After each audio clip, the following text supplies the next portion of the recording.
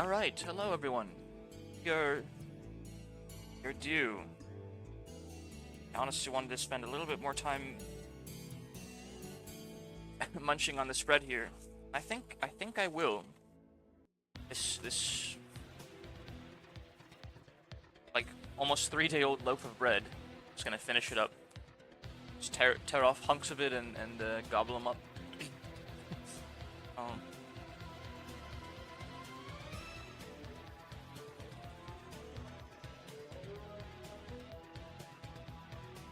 so today we're gonna mold slop. Oh shit, maybe I should check it for mold. I'm just kind of reaching into the bag without looking at it.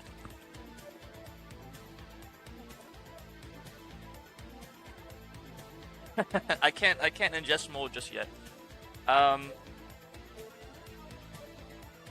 If there was mold on the bread, it would be like clearly visible on the surface of it, right?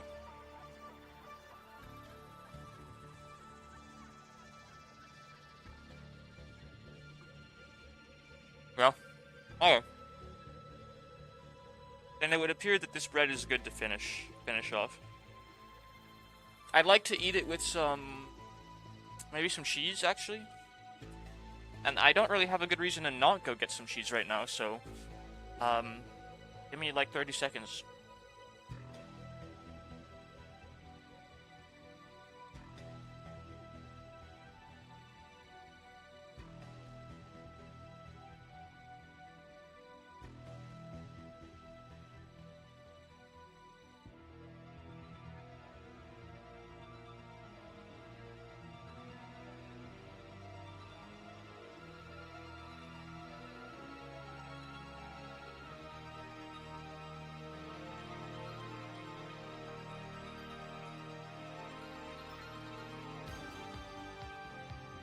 All right, and I'm gonna drop a message today.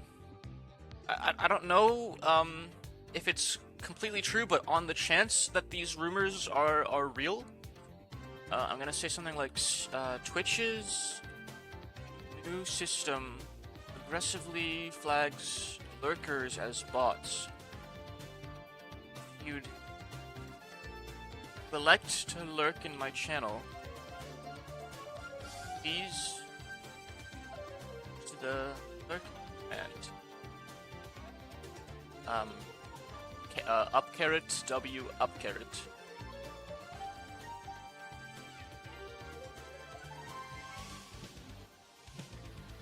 Actually, hold on. Let's let's post that, but instead of with a text emoticon, I can just post a critter. I have actually good emojis now.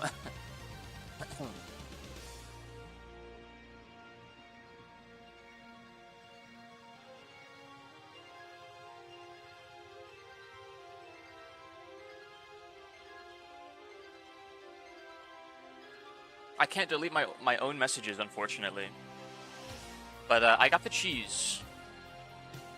A little pre-stream meal of just bread and cheese. I have some meat too. I have some deli meat. I have some ham and turkey in the fridge, but you know that'd be too much work at this point. Like I just want to finish off this cheese and tear off chunks of bread, and then eat them like that together. Like not even a sandwich, just a piece of bread and a piece of cheese, like on top of each other. That's like a peak snack to me. I don't know about you guys.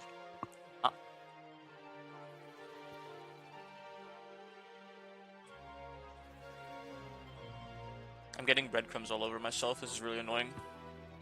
I need a plate. It's okay. I won't be eating that much. Just enough to keep me going for a couple hours. And a little bread can go a long way.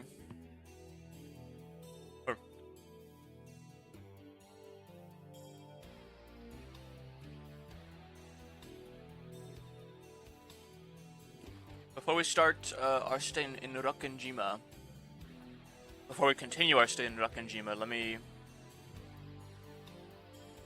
I'm not going to do my dailies, I'm just going to turn some Enkephalon into modules and then leave. I can do my dailies later.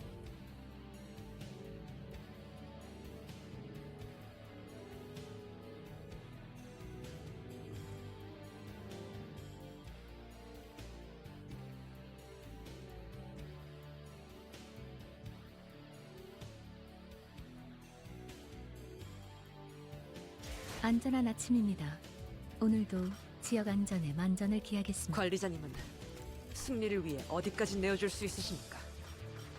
어디까지? 3 more levels and I'll be able to make 6 modules every time I log in and my archival is full. I feel like that's gonna make an actually pretty big difference over time. 3 more manager levels, that is.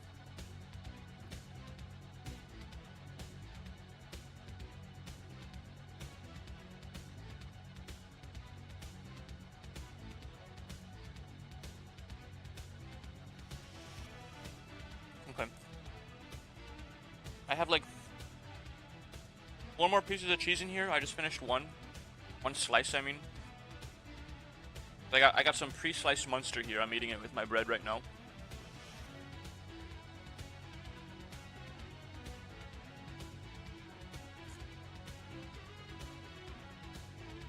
It's really good. I like Munster a lot.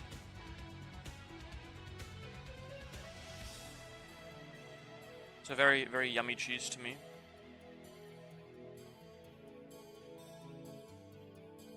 And it's not too strong. It's like a more mild cheese, and I don't really like strong cheeses.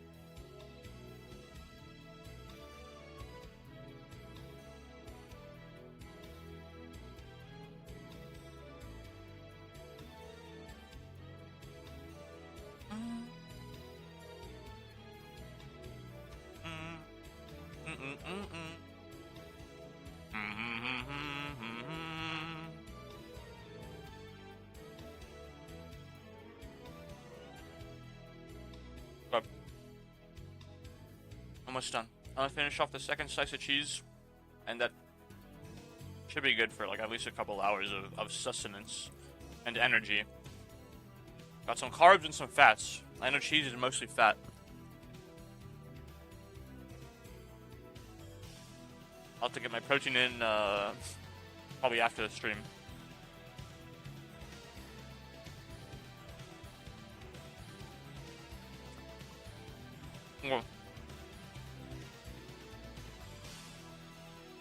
I'll probably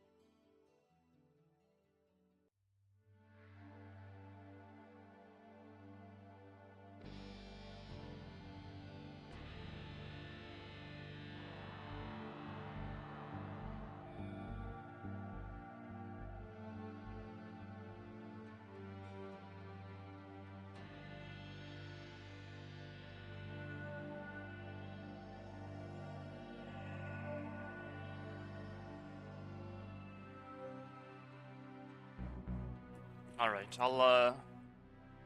I'll finish that bread later today before it gets moldy.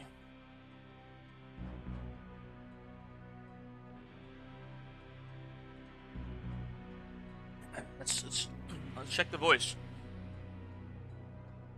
I feel like my throat's probably fine today. I had a good long nights of sleep. My throat was still sore at like midnight last night, but I like just tried talking a little bit and it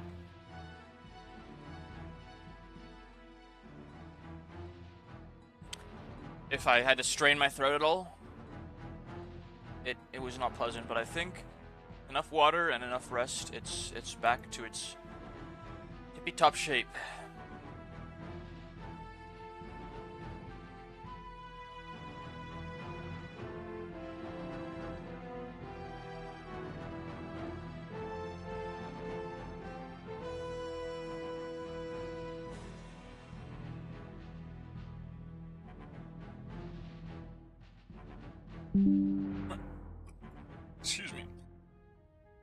Golly, that was very sudden. My bad.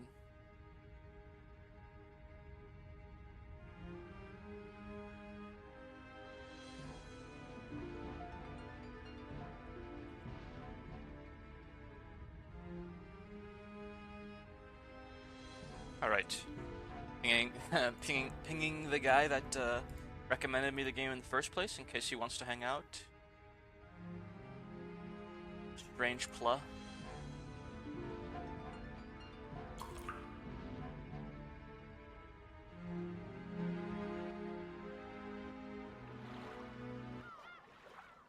What is bro doing?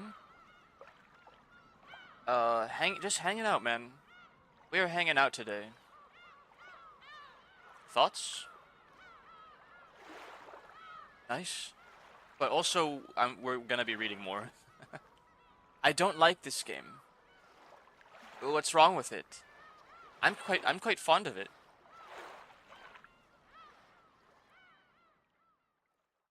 Don't worry, it's cool, but not my cup of tea. That's fine.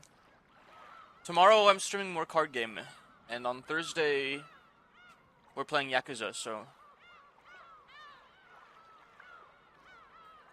which is ultimately gonna end up in being another card game stream because I'm playing Yakuza to get to the gambling table.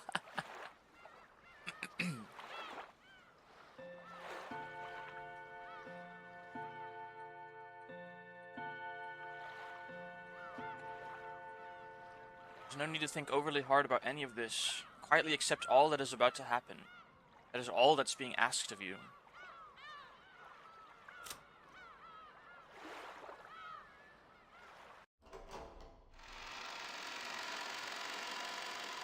Said in a little bit.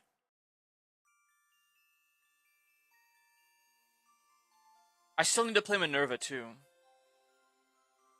Sup?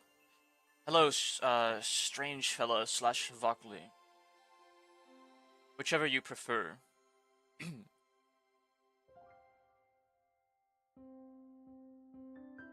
My tummy is full of spaghetti. Yum, I'm so full of pasta. Any really? Alright. Now where were we? You know, I was thinking the epitaph was stewing in me. And I honestly got nothing. On the 10th twilight. I got nothing so far. They introduced the entire riddle, yeah. I was thinking about the riddle as I was going to sleep. I'm like, what could it mean? I was thinking maybe the twilights correlate to like the number of episodes, but there's only 8 episodes, right? Everything else is, you know, in one ear out the other, goes way over my head.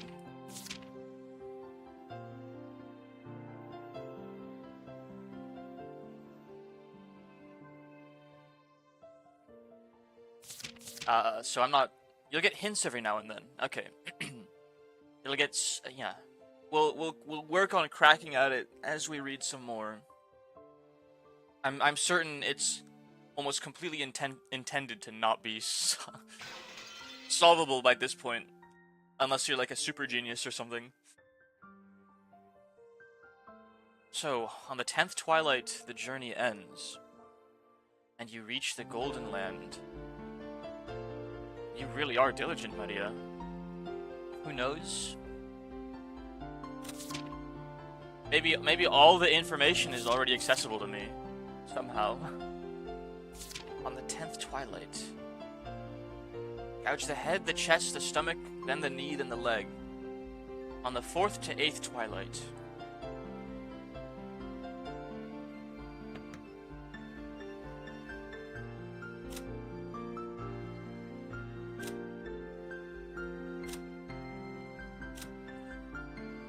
I wonder if that has anything to do with the position of the tattoos on these characters / insignia in any capacity.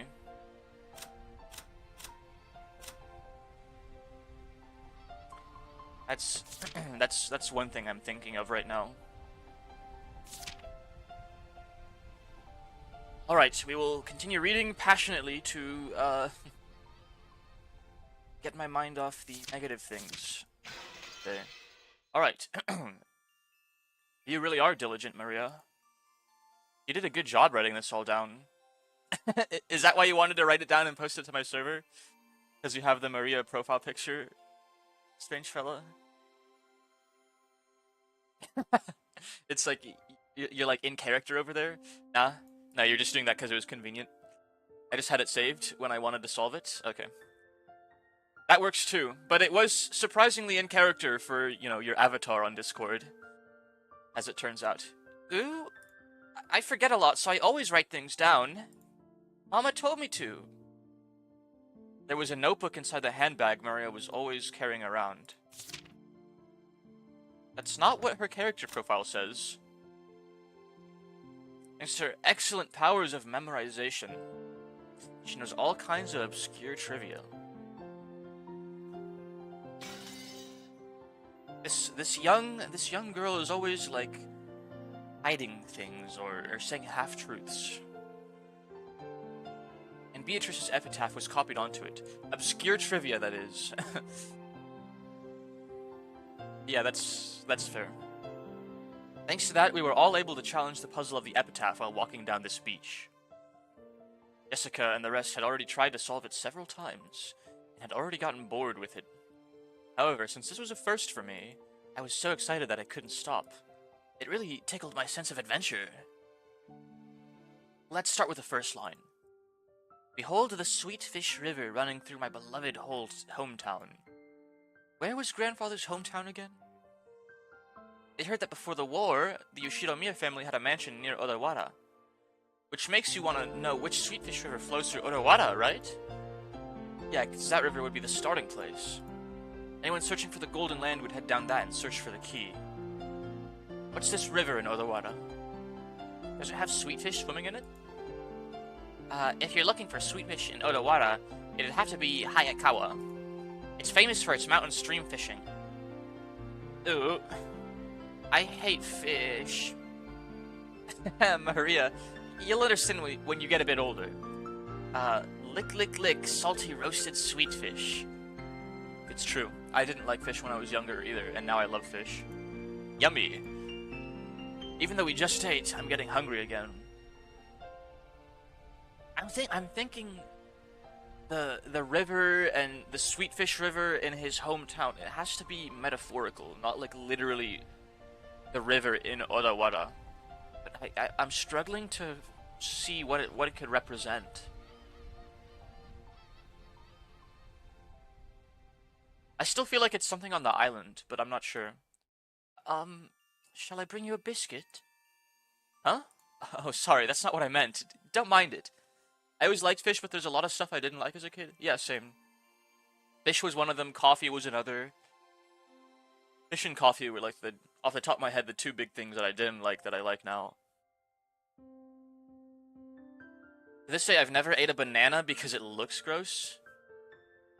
Okay, that's a little unhinged. Bananas are delicious.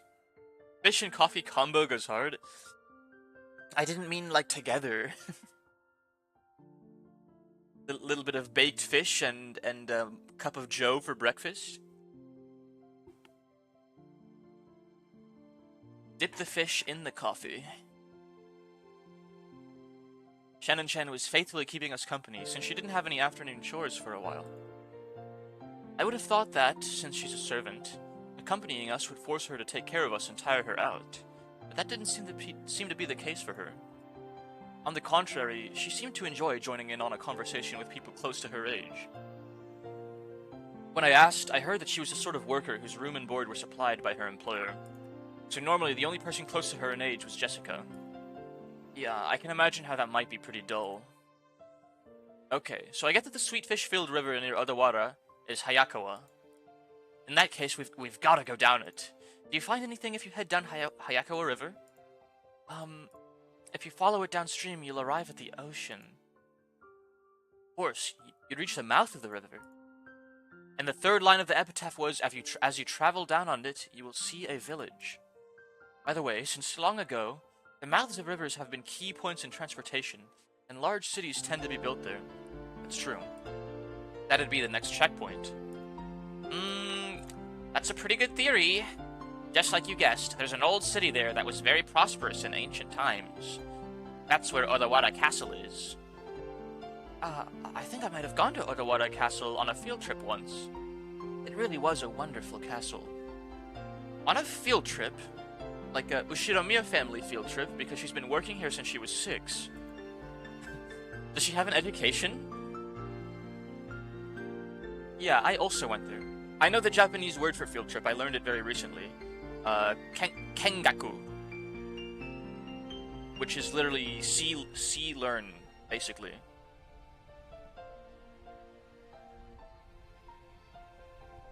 I can type it in Japanese in my chat.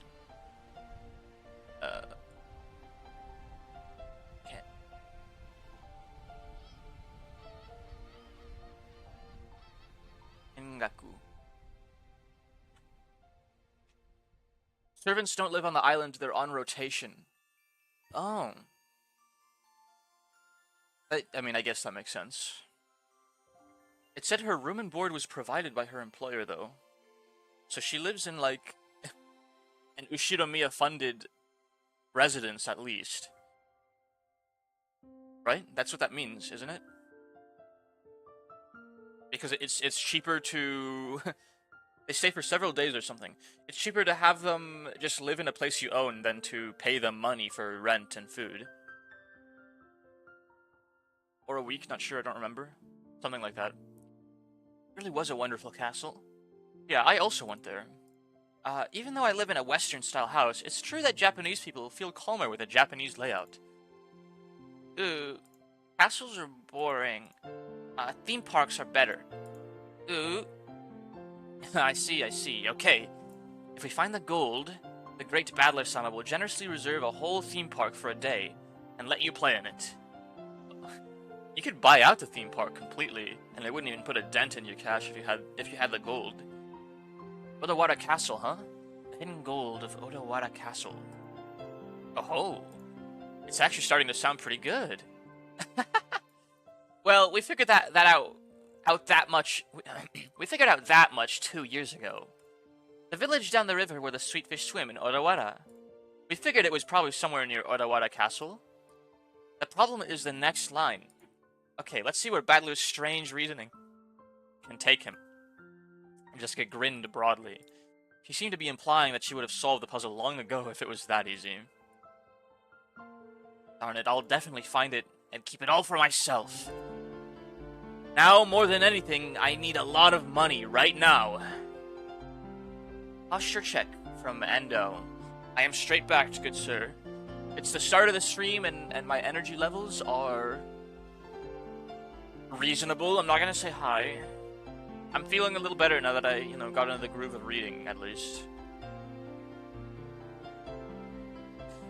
But thank you for checking. Honestly, I've been in my chair for a lot these last couple of days. I need to make a goal today to actually stretch out and move around during my breaks. Hydrate, thank you. I'll drink some water. Absolutely.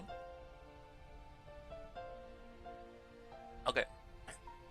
And a stretch. There you go. Thank you, Sir Endau. Your generosity knows no bounds. I'm gonna stand up and hit a quick lower back stretch right here. Maybe try and touch my toes a little bit. Stretch my hammies out and my calves. Just a quick full body stretch. My inner thigh is still sore from leg day 2 days ago. I'm realizing. Because that's a muscle that doesn't really get stretched a lot, so I need to do, like, some sideways lunges. To, like, move around that lactic acid, I guess.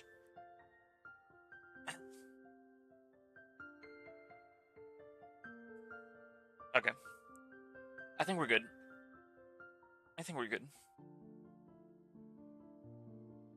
Lurk? Thank you for the lurk, Blackspout. I hope you enjoy the rest of your evening. Gotta keep yourself in tip-top shape, that's true. Because yesterday, I was so engrossed in the story, I just kept on reading. For most of my breaks, I kept on reading, and for the other 3 breaks, I, either got food or used the restroom or something. So today I'm really gonna just step aside and stretch out for 3 minutes at the top of every hour. For now, I'm just gonna read while standing, because it's better than staying, planting my happy ass in my seat. The fourth line. In that village, look for the shore the two will tell you of. I don't know what it means by the two, but anyway, the shore. What does it mean by the shore? No, wait. Is there any place near there with shore or kishi in its name? I've heard there's a place called Sogakishi in Odawara. Huh? Oh, wow, you sure know a lot about it. What could that mean? Shannon-chan, are you trying to solve the riddle and get the gold too? That makes us rivals. It's not like I'm interested in gold. It's just that George-sama told me about it before. You can also look into the epitaph in Japanese. It has some archaic grammar, though. I don't know how much that would help me, because my Japanese is still very flimsy. Let's see. Umineko, When They Cry... Epitaph, Japanese version.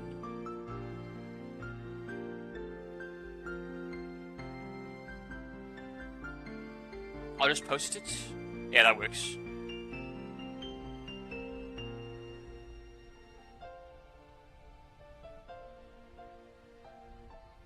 Umineko no naku koro ni.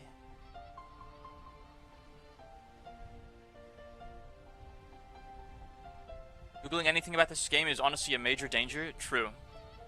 Luckily, I searched it up on Brave search engine, so I didn't find anything because Brave search engine sucks. So it didn't show me anything. It just showed me the front of the wiki page, which is like lol. In what way does it suck? It's new, I guess. I don't know. It's like compared to Google, it like won't show you like as good answers typically. It's hard to explain. Maybe I just don't know how to use search engines as well, but Google's like more... It'll just show me what I want, especially the image. The image section of Brave really sucks. Like, I always have to switch to Google just to find a picture I want if I'm trying to, search it up. Or look it up or whatever. That's because we reached the same conclusion 2 years ago. We even went to the trouble of laying out a map and looking it up. It was about 5 kilometers to the north of Odawara. We definitely found a place called Sogakishi there. I haven't used DuckDuckGo too much, but I feel like it's more about being able to search up correct information. I was using DuckDuckGo for a while. Something made me switch to Brave, though. Something made me switch off of DuckDuckGo. I don't remember anymore. But something, like, disillusioned me with DuckDuckGo. At the time. It was a couple years ago now. I switched from DuckDuckGo to Opera. And then I switched from Opera to Brave very quickly, because... all Opera.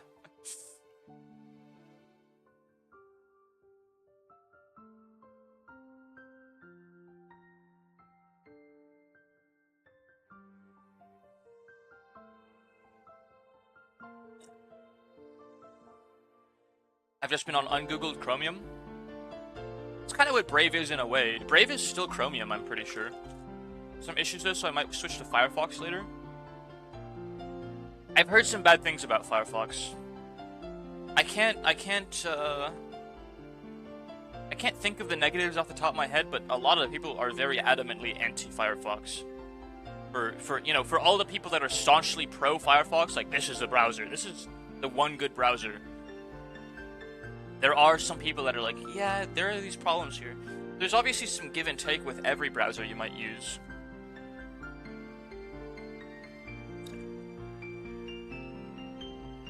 People's issues with people... The most common issue I see that people take up with Brave is, like, that it is, like, the crypto shit or whatever, which, like... I honestly didn't even know what they were talking about, like, the whole time, because I don't see any of that on my Brave. Like,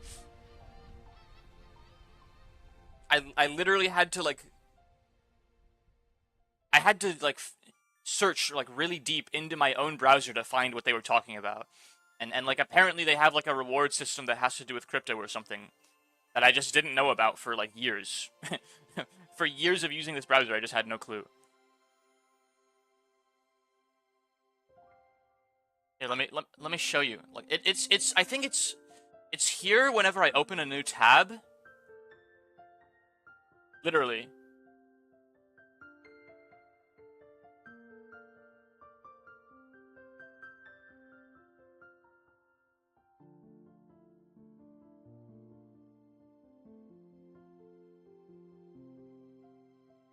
And by here I of course mean at the like like in the top left of my tab it says rewards. And that's the crypto thing. Like that's it. That's how much space it takes on my browser, and that's how intrusive it is. You earn like crypto like it's completely opt-in. I haven't opted into it because I didn't know it existed, because it's just right there, like, on a new tab that I never look at. So this is apparently the thing turning people off from Brave, which is a little strange to me. Like, I care not for crypto. Like, I think that shit's stupid as fuck. But it's also, like, so blatantly unintrusive that I didn't even know about it, so I don't know. To me, it's a strange issue to take up with a browser, you know? Like, if that's gonna be the reason you don't use a browser, I guess it's the fact that it's a thing at all. I mean, like, it's opt-in, like...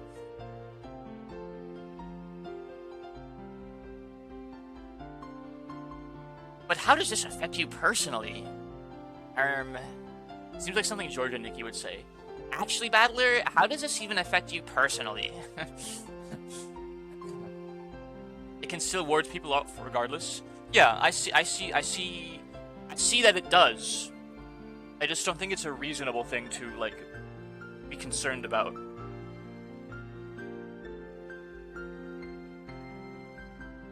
Well, that's, you know, my little tangent on the browser I use.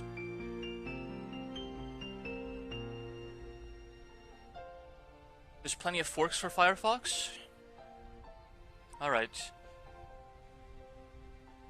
I think I'm content with Brave. And I think most people are just content enough with their browser that they just don't switch. Like, out of principle. Like, Chrome fucking gobbles up the fuck out of your RAM or something. So I could never use Chrome because I'm the kind of regard that, like, you know, keeps 20 tabs open for no reason. I'm constantly pruning them. Like every couple days, I have to prune my tabs because I keep so many open. Like, you know, I might need it for later, and then I never click on it for days or weeks on end. Like, as I'm speaking right now, I'm pruning some of my tabs.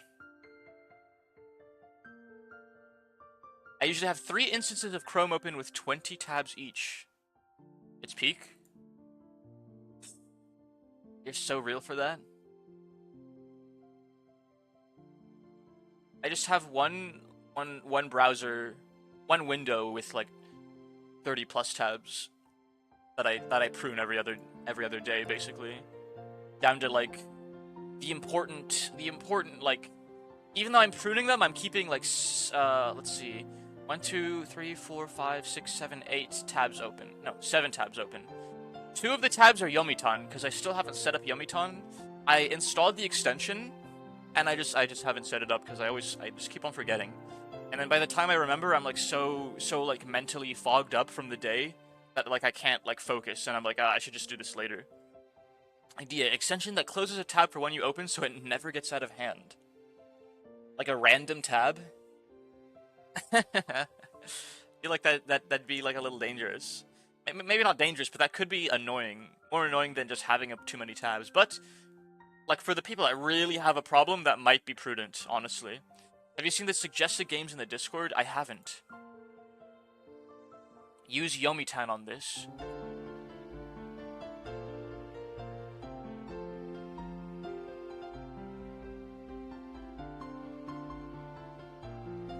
Postal 2 rework remaster hit 10,000 followers on Kickstarter. That's cool. Alright, game suggestions. Got Intrusion 2, Swelter, which is another Half-Life 2 mod. There's a lot of Half-Life 2 mods on the list, and I absolutely need to get to them eventually. Like sooner rather than later, I want to play more Half-Life 2 fan mods. Like, I want to play Minerva, Swelter, you know, I'll check it out. I'm definitely a sucker for Half-Life 2 mods at this point. Like, Uprising has sucked me in. What else do we got? Stranded Deep, open world survival adventure. Stranded in the vast expanse of the Pacific. And Project Zomboid. I actually own Project Zomboid, but I played it once, cause like some friends were playing it at the time. And I tried joining them, but there were like so many people in the call that like everyone was kind of ignoring me, and I didn't know what to do, so I just I just left and I never played the game since.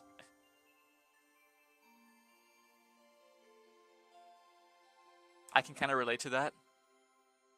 Yeah. Guys, this commission that this piece of art that I commissioned off of Shimajime, it looks so good, and it's like so painful holding it back from you guys until I actually like use it in a stream. my new model, because I can't go like a month without getting a new model. Now after this one, it's probably gonna be like my repertoire for a while. I'm gonna have my bachelor, you know, cosplay, which I'm probably gonna use more often than my default one at this point because I like it so much. My bachelor uniform. I'll have my regular one, my springtime avatar, of course, which, you know, is shelved until March of next year. You know, late March, early April. I'll take that one out. Although it's not that Shimajime did a no, Shimajime did a great job on my springtime model. It's just like it's a little too like chibi for me. I corrected them on this avatar and they get the gist now. But at the time I like didn't even realize like, golly, this is a very chibi avatar. So honestly it's fine for, you know, like a seasonal use. Because a chibi avatar is definitely something I should have in my repertoire. Anyways, I started yapping about my avatars out of nowhere. You guys are gonna love my next model. If you like it even half as much as I do, it looks so good. And it's really I commissioned it for specifically one game. But it's just so good that I'm absolutely gonna be using it for much more than that one game, and like those 4 or 5 streams I'm gonna be doing for that game. If it's even that many streams, like it's gonna be a pretty brief thing, I think. All right, where were we?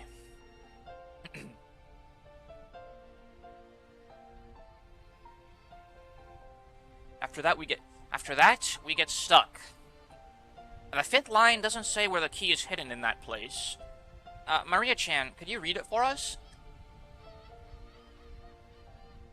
Ooh, there sleeps the key to the Golden Land.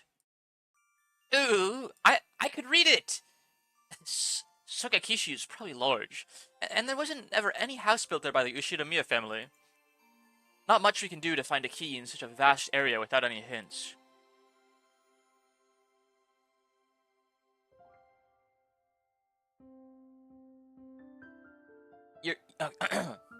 You're right. And without the key, we can't advance to the next line. Georgianiki, what kind of place is Sogakishi? Let's see. I've never been there, so I don't really know. But according to the map, it's in the mountains. I'm pretty sure it was at the base of Mount Asama. Something doesn't feel right. You'd expect a riddle pointing the way to hidden gold to be a bit more exact. No, the fuck you wouldn't?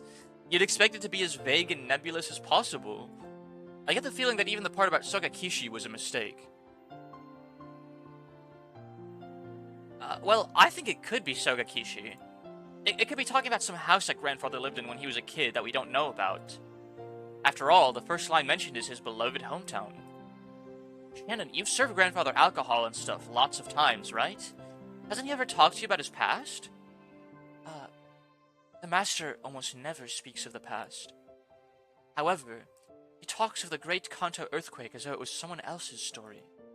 So he may have been living far away from the Kanto area. The Ushiramiya family may have been living in Odawara, but not all of the branch families were. Grandfather often called himself part of a branch family, the least connected to the successor.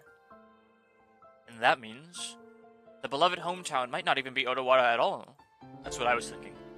I've never heard anything about grandfather's hometown, and I doubt he'd actually tell me if I asked. If the so-called beloved hometown isn't referring to the Ushiramiya family's roots, then the Odawara theory is wrong from the beginning. Of course, this doesn't completely remove the possibility that it was Soga Kishi. For example, perhaps he lived in Odawara when he was very young, but then moved away later. I don't understand what you're all talking about. Maria had been completely left out of the conversation, and she now sat puffing at her cheeks in boredom. So basically, if we can't even agree on the starting point for this dice game of gold, we're totally stuck. Wait. After the first 5 lines, the thing we end up finding is a key, right? Even if you don't have a key, it's always possible to bust through a door. Can't we just skip the first 5 lines and start figuring out the rest? Oh, I hadn't thought of that. Oh well, we're just wasting time anyway. Genius. Let's just bust the door down. Let's hear the rest of Battler's reasoning. But in the next part, it gets dark really fast. Shannon-chan frowned slightly. After looking back at Maria's notebook to recall what was written there, yeah, I was forced to agree. On the first twilight, offer the 6 chosen by the key as sacrifices. Chosen by the key.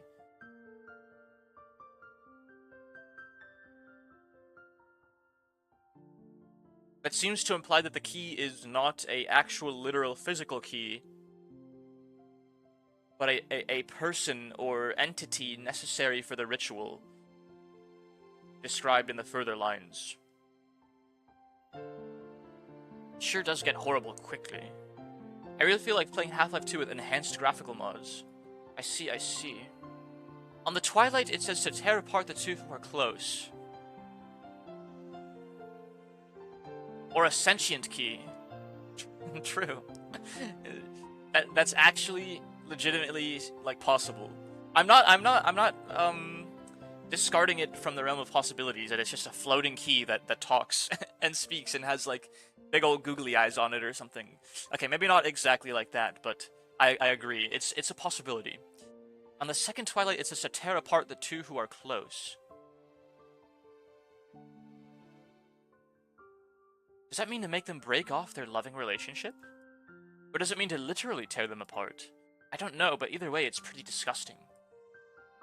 Even if we set that second line aside, it mentions 6 people for the first twilight, then 5 people for the 4 through 8 twilights, so at least 11 people must be sacrificed. Ooh, they're sacrifices to revive Beatrice.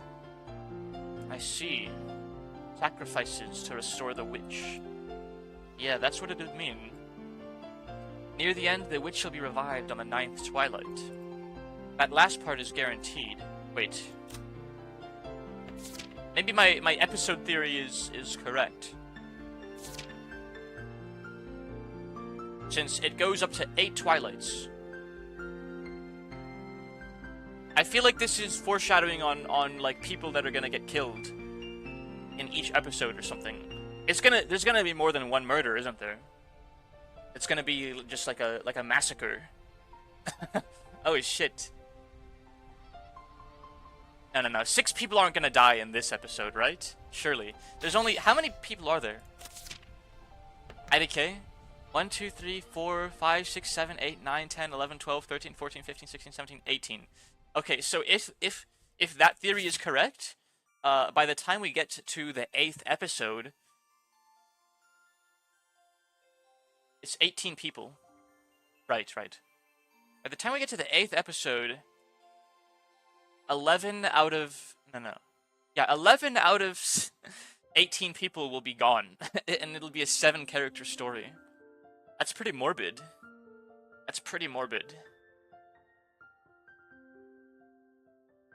On the 9th twilight, the witch shall revive, and none shall be left alive.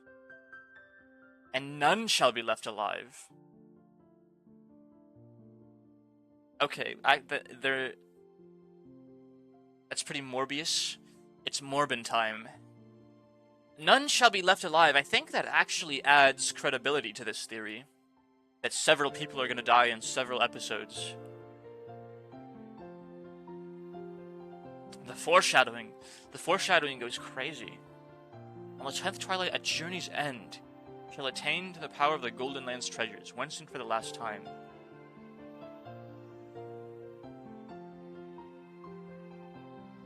And I'm really. That's assuming your theory is true. Yes, assuming it is. And I have a feeling that, like, it does have something to do with, like, the position of their insignia. Maybe every character has, like, tattoos that we can't see. Maybe gouge the leg and kill. Like, maybe Shannon dies in episode 8. I don't know. Or Rudolph-sama. Rudolph's son. It's possible. I'm just like tweaking at this point. I don't have to think too hard about any of this. I just need to what does the opening say? Let everything happen. It's fun to watch. Indeed. Yeah, I'm over, like, I'm spazzing out hard. The difficulty level is standard. Just let everything happen with a smile or something. Just let it all wash over me. On the 9th twilight, the witch shall revive, and none shall be left alive. So everyone will die in the end. And after that, the 10th twilight is the goal line. This was just a thought, like, this was literally just a thought that I had in my head as I was drifting off to sleep last night. Like, 8 twilights for 8 episodes, right? But, like, maybe that's too obvious. And, like, I'm just kind of, like, connecting things that aren't really there.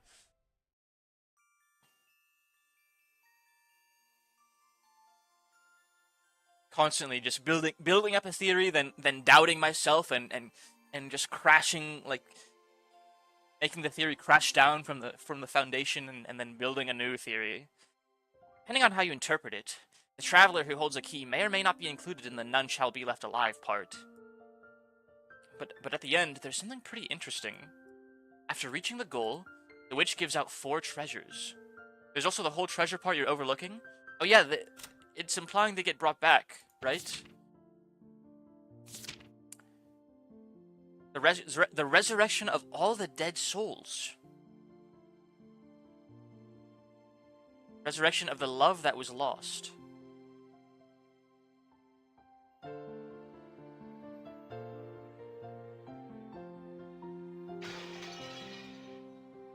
One shall be all the gold. The problem is the next one. It says the dead souls will be resurrected, right? Doesn't that sound like it means everyone who died in the early lines? That's what I was thinking. If you put it like that, then the part about reviving lost love might refer to the pair torn apart in the 2nd twilight. That's right. And the 4th one refers to the 9th twilight. The 4th treasure is putting the witch revived on the 9th twilight to sleep. If we put a happy spin on all this, it'll be hectic with people dying and breaking up all over the place, but it'll be made right in the end. The awakened witch will sleep again, and everything will be like it was at the start, except with a huge pile of gold. The witch must be pretty busy, what with all the killing, reviving, breaking up, and reuniting people. Not to mention waking up and sleeping. Sheesh. Just when the tale of the hidden gold was getting interesting, it all gets pretty dubious once the witch starts showing up. Too true. I laughed along with Jessica. After all, the idea of a witch was just too ridiculous. Of course, once we started laughing like that, Maria, who believed in the witch, got angry. Ooh, the witch is incredible! She can do anything with magic. Even kill. Even bring back to life. Even give love. Even take it.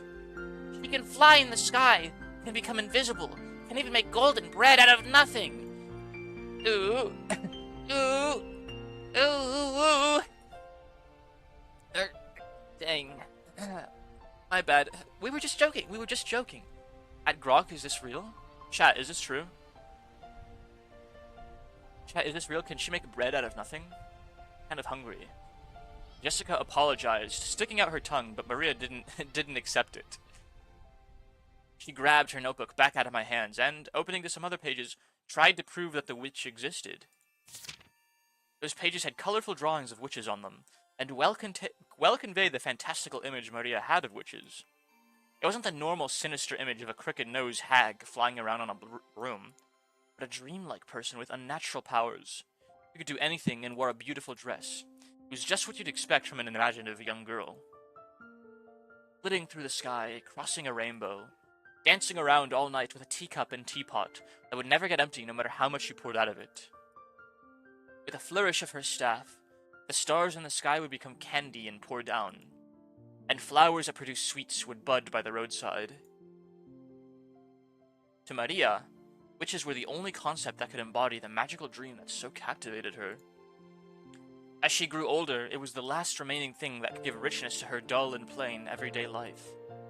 That's why Maria believed in witches. She didn't want that dream of hers to be tarnished. That's why she didn't want anyone to tarnish the epitaph, which affirmed the existence of witches. Because the witch named Beatrice is Maria's dream. To Maria-chan, the epitaph isn't a guide to hidden gold, but magic to revive the witch.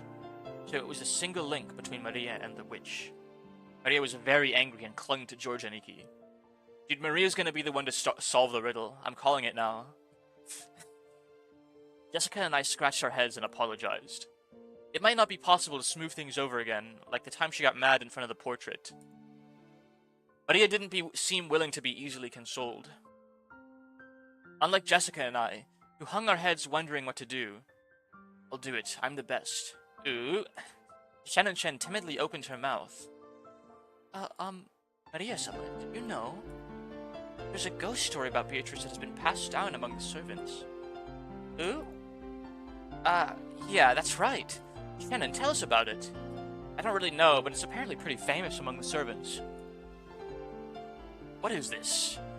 A ghost story? Yes. It seems it's a story from before we were born. I also heard about it from my mother. Yes.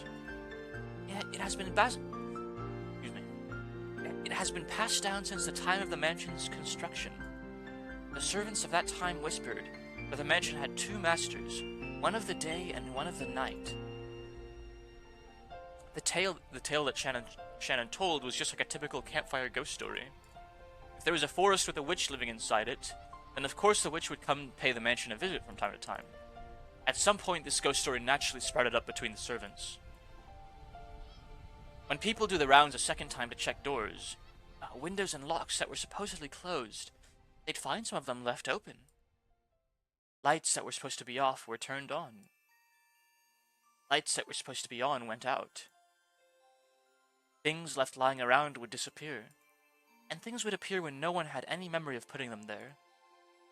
Any of these things happened, the old servants would say that the witch had visited the mansion invisible, and was playing pranks. Ooh, see, she exists! Beatrice exists! Yeah, she exists. Long ago, it was always right before leaving school that I wasn't able to find my bag and stuff. Maria puffed out her chest with an ooh, as though this was final proof of the witch's existence. If I opened my mouth, Maria would probably be hurt again, so I didn't. I mean, you hear this kind of story everywhere. Depending on the place, they might blame it on a dwarf or an elf. The only difference is that they call it a witch on this island. Of course, walking around... Okay, but elves and dwarves exist. Why does she say ooh? She's 9 years old. Alright, break time. I will take a stretch. Big stretch break. I'll be back in under 3 minutes, ideally.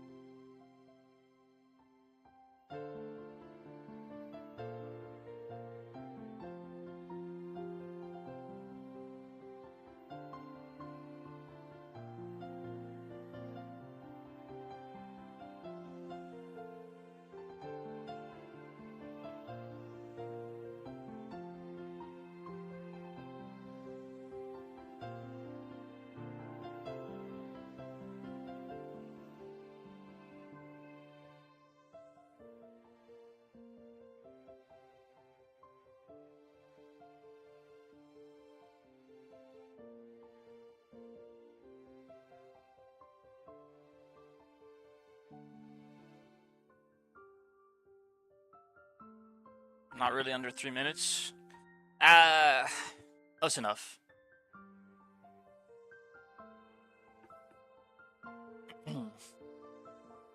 Just about. Just about, alright?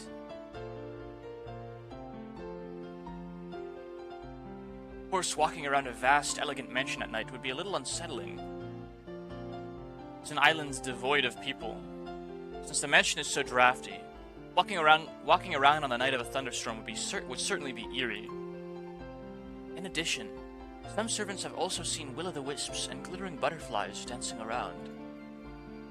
Kanan-kun also saw something like that when he went patrolling one night.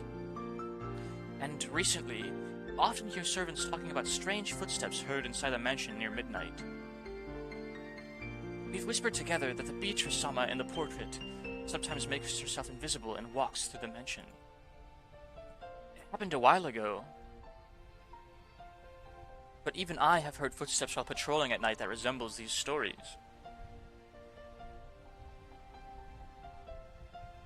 Oof. That's scary.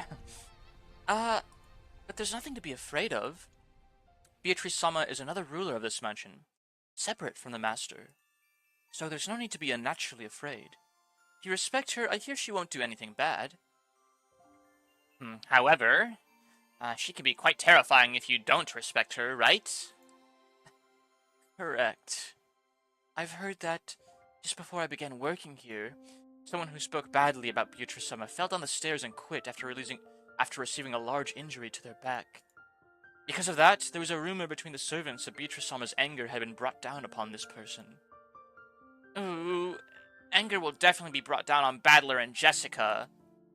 Ooh. I'm sorry. I don't want her anger brought down upon me. I apologize, Maria. Of course. I also apologize to the witch. I'm sorry, Beatrice-sama. Please forgive an outsider's nonsense.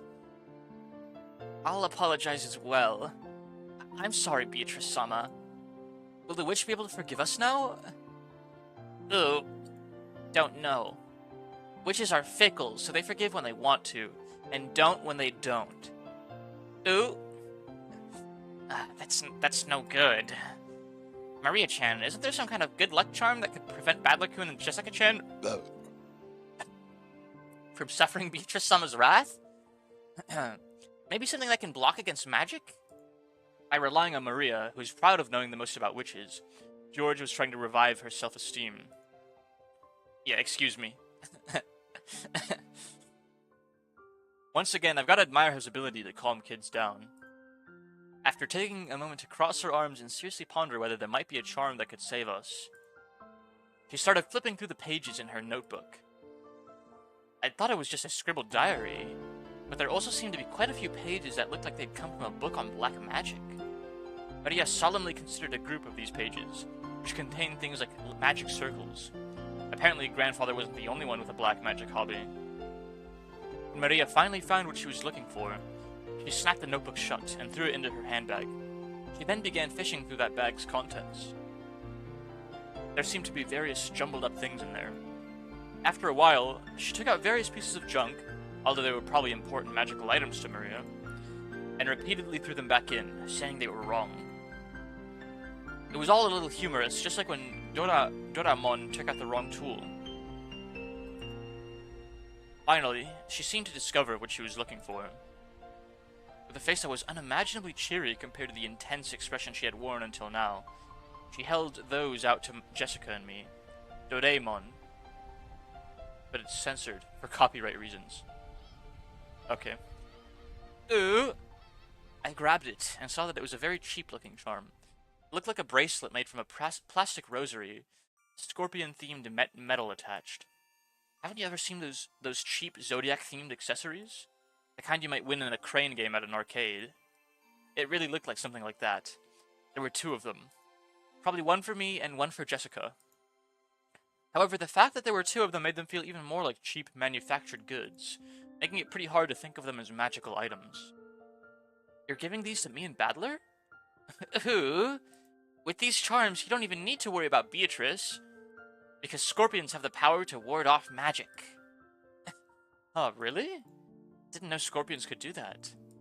Ooh, Battler doesn't believe. Ooh. That said too much and angered Maria again. Maria took her notebook out, pointing out various pages, as she went on and on about how the scorpion had such incredible holy power that it had been used in magic-repelling magical circles since ancient times. I've heard about that from some of the other young servants. Something about how the scorpion is drawn as a magic-repelling symbol in sorcery. Oh, really? Ooh. The scorpion protects against bad magic and calamity. An emerald brings peace to the heart. Therefore, its effects are twofold. Ooh. It's true. The scorpion wraps around the emerald and protects it. Yes, that certainly does sound like it'd work well. I really wanted to make fun of those worthless-looking charms. But as I watched Maria explaining with all of her heart and realized she'd found them for our sakes, I started to feel like it might actually work, even if it was just a prize from some game center. The material quality of the charm didn't matter. Battler the asshole? Yeah, he can definitely be one. What mattered was the strength of her feelings. Even I don't think of myself as the sort of loser who'd laugh at something like that. Okay, thank you. I apologize to Beatrice-sama, but even if I do end up getting cursed, I'll be safe now thanks to Maria's charm. Right, Jessica? Yeah, that's right. Thanks, Maria. Ooh, wear it on your arm when you want your heart to be at peace. Put it in your wallet and your money won't decrease. If you hang it from a doorknob, bad things can't get in. It's a really convenient charm. What an incredible effect. If Maria-sama gives it her confident seal of approval, then it surely must be reliable. Shan clasped her hands together, and Maria stuck out her chest. She was totally in a good mood again. It's probably the best for the best if we let her lead the conversation a bit longer, if it'll keep her in such a good mood. Come to think of it, she looked a bit bored when we were getting excited about the hidden gold, probably because she couldn't keep up. I hope karma comes to Battler. It will. He's going to be the first sacrifice. While eating the cookies Kumasawa-san had baked, Jessica and I asked Maria this and that about black magic. Maria happily chatted away in response to our questions. Each time, Georgianiki and Shan would act surprised or chime in. The clouds in the sky grew darker and darker, but we cousins really enjoyed communicating freely after a year of separation.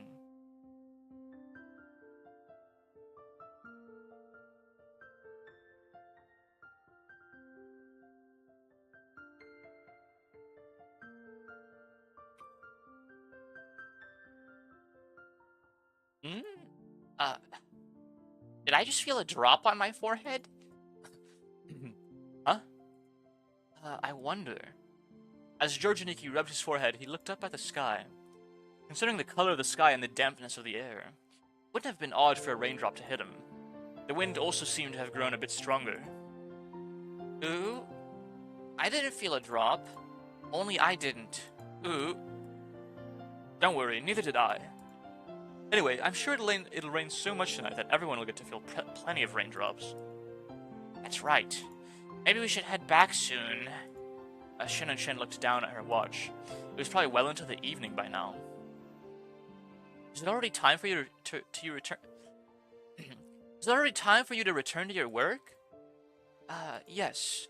Thank you very much for allowing me to enjoy some time together with you all. Tell Kumasawa-san thanks for the cookies. Okay, everyone, help out with the cleanup. Shan declined our help, saying that this was a servant's job, that picking up dropped forks before the waitress asked to is pretty much my purpose in life. We folded up the blankets, gathered up the trash, and helped clean everything up. Ooh, the trash is getting away! Ooh. I won't let it escape. I'll grab it before Maria does. Ooh, I'll grab it. Ooh. Maria, don't get your shoes wet. You'll get in trouble. To Maria, chasing after some trash sent flying by the powerful winds was just another game. By the time we finished, the wind was blowing pretty strongly. Probably a good time to head back. You've all helped me out a lot. Thank you very much. It looks like you've really run out of time. You're really out of time. It's okay if you head back first. Georgianiki perceived from her hurried appearance that very little of her free time was left. Genji-san's very strict about time. If you don't show up where you're supposed to be at the right time, I bet he'll be pissed. We'll see you later.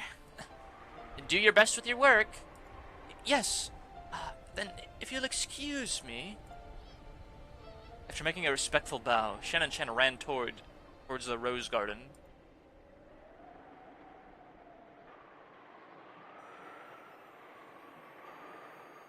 Wasn't there something someone wanted me to check out yesterday? There was something someone showed me that I was gonna watch. I'm like, I'll watch it at the end of the stream, and I think I completely forgot. Chat, do you guys remember?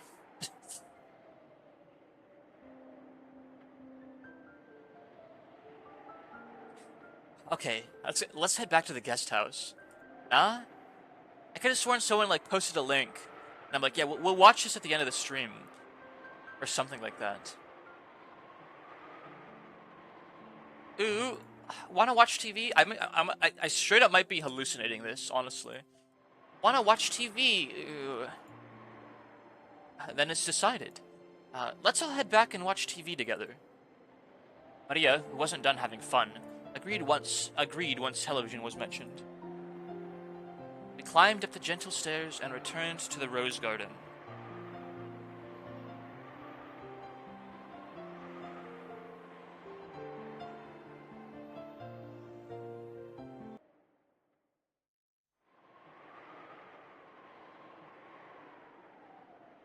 The wind had grown very strong, and roses shook throughout the garden like ripples on the water.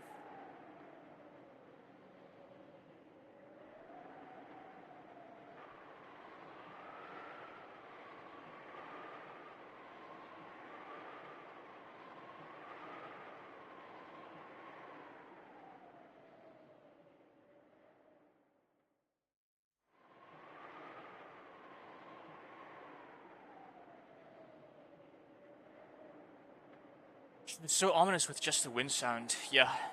Especially like directly following, the joyous and whimsical piano of the beach. This might be our last chance to see these beautiful roses. I'll bet tonight's typhoon ruins them. These roses might be done in by tonight's winds. You're right. Still, I think the roses were pretty lucky. After all, they got to welcome all of you before the typhoon. All flowers lose their petals eventually, but that means we can admire them even more when they're in bloom. That's right. Maria, burn this image into your eyes. At this moment, they're the best roses of the year. Ooh, burned into eyes. Right then, Maria suddenly clapped her hands. It looked like she remembered something. My rose! The typhoon will send it flying. Ooh. Oh, you mean that sad-looking rose Georgianiki marked with a ribbon? Maria apparently remembered where the rose was. She ran at full speed. The rest of us followed her. Ooh. Where was that again? I'm sure it was somewhere around here. We searched everywhere around that area, but it was only a single flower among all these roses after all.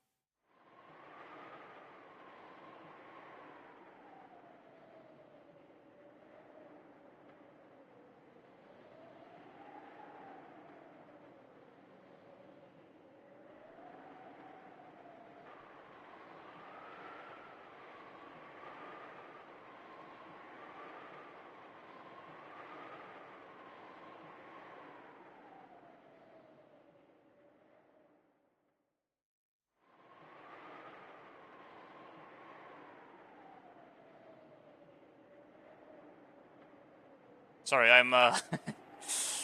I'm yapping about Deltarune in another server. I'll put my attention back forth to the text gem. We searched everywhere around that area, but it was only a single flower among all these roses after all. Even though we knew it was somewhere close by, we weren't able to find it. The winds making up the typhoon's front lines made roses through the garden undulate. It was almost like it was teasing us by making the location of Maria's rose impossible to find. Maybe it wasn't here. Let's try spreading out a bit in our search. Sounds good. Let's go for strength in numbers. Huh? What's up, Maria? As we made to split up and search, Maria tugged on my jacket with an unhappy face. We could tell that she didn't want us to leave that spot. What is it? What's wrong? Ooh, my rose is here. It's here. But it's actually not, right? Maybe it was on the other side of the flower bed. If we all look, we'll find it fast, okay? Ooh, it's here! My rose is here. Look for it! Look for it! Ooh. Maria stomped her feet in irritation. She pointed at that spot and said it was definitely there, but in actuality, it wasn't.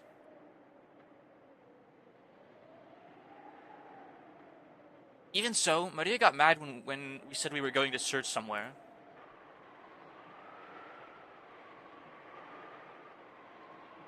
What a shocker. We were at a loss for what to do. What do you mean? What is shocking? Or even sarcastically shocking? For a while, we had to stay near Maria and pretend to search through that rose thicket.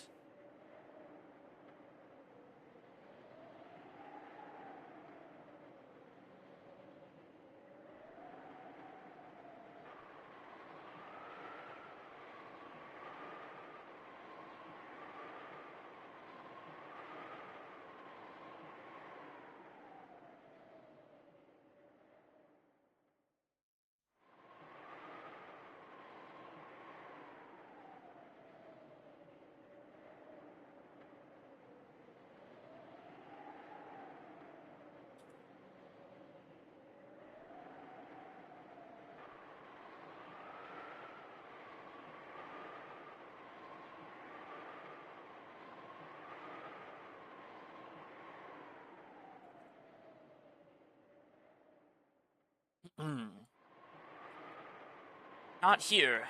Not here. Not here! It could have just been blown away by the wind. Yes, that seems probable. Maybe she's saying that it should be here, but isn't. Maria became increasingly irritated. Oh man, Maria's really losing her temper. Sometimes Maria just starts to really care about really pointless stuff.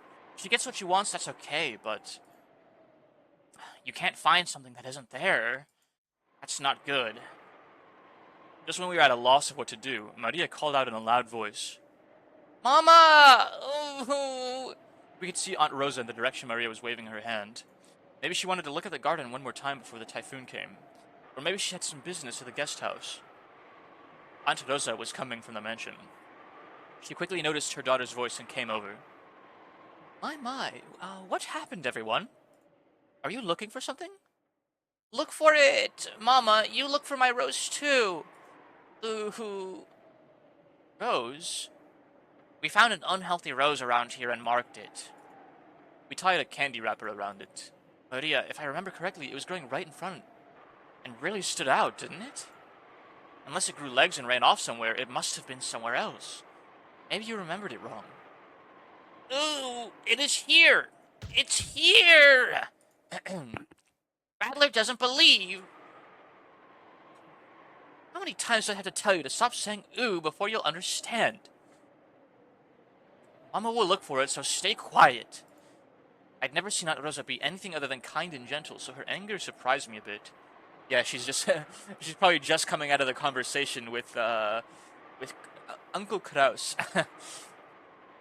Tensions are higher than the kids could ever realize. Aunt Rosa began searching as well, so we went along with her for the time being. But we were already more than sure it wasn't around here, so it didn't take long for Aunt Rosa to realize that too. The rose isn't here. Did you mistake this place for somewhere else?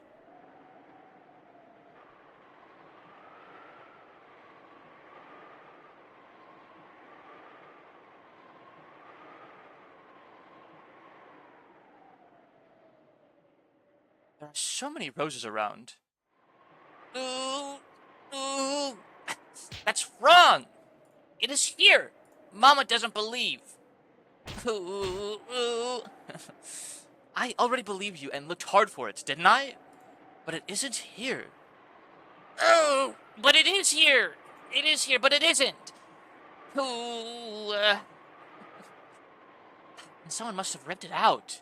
Anyway, stop saying ooh. Ooh! Who ripped out my rose? Who did it? Grok, is the rose here? Chat, is the rose here? Give it back, give it back! Ooh. Ooh, ooh, ooh. How should I know? Stop it, stop saying ooh! Aunt Rosa slapped Maria's left cheek with her palm. In that instant, Maria was shocked into silence. Of course, it was only for an instant. When Maria realized that her wish was being rejected, she started yelling even louder. Ooh! Ooh, my rose! My rose! Ooh, ooh. Poor baby. Didn't I tell you to stop that weird habit? That's why all the kids in your class make fun of you. Cut it out! Once again, her palm slapped Maria's cheek. Alright, the first slap, I get it, but the second one... This time she didn't go silent. She choked as she started crying, began to bawl in an increasingly loud voice. Aunt Rosa was clearly irritated and lifted her hand once more to try and shut her daughter up. Aunt Rosa! Now, she's just a little kid, so there's no reason to get so serious. I tried to cut in with a bitter smile, rubbing my hands together, but Aunt Rosa glared at me with a serious face, and I realized I should have stayed out of this. I'm sorry. Could the rest of you go back to your room for a bit? I need to have a little talk with Maria. Ooh, nobody believes in my rose, even though it was here. Ooh, look for it! Look for it! Here, it was here. Ooh, it's not here. You must have confused this place for somewhere else, right? Ooh, it is here. It's definitely here. Ooh. And it disappeared. Give it up. Why? Why did it disappear? Why? Ooh. I don't know that. Just stop saying, ooh. Aunt Rosa once again raised her hand, overcome by emotion, and slapped Maria's cheek. It was strong enough to knock Maria over. Right, we've quickly gone from a strict discipline to like straight up child abuse. I think Rosa might be in the wrong here. Yeah, she might be malding from her conversation with Kraus.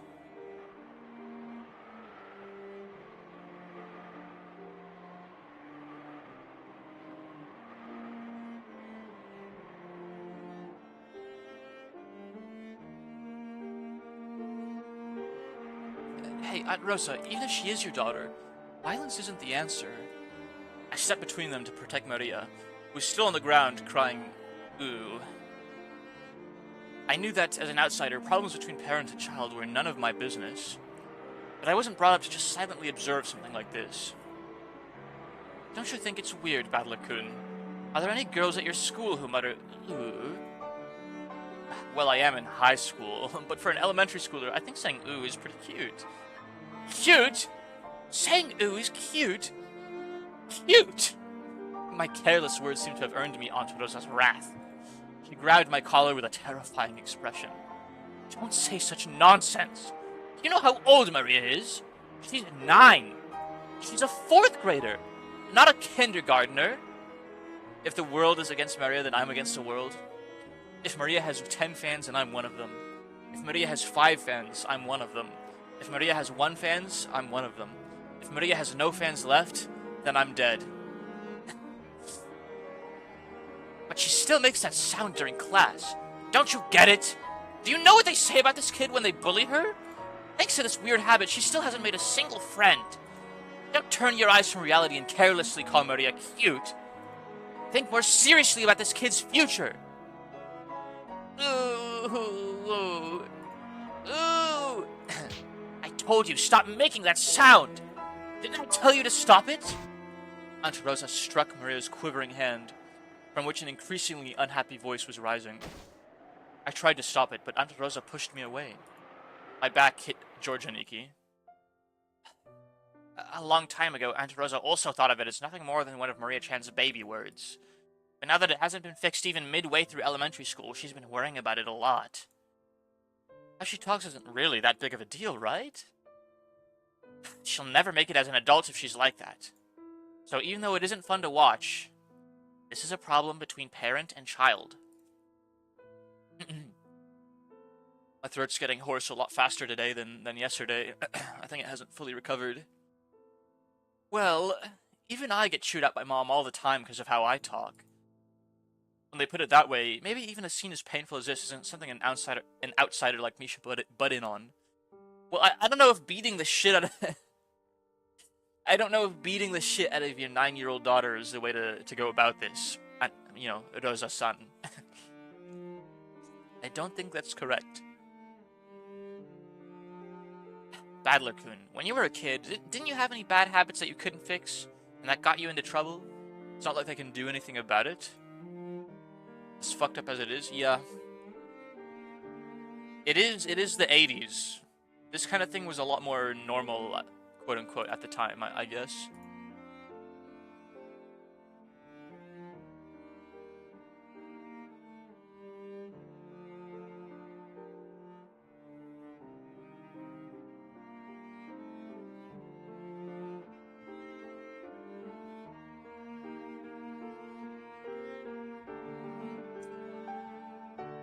Well, 1 or 2.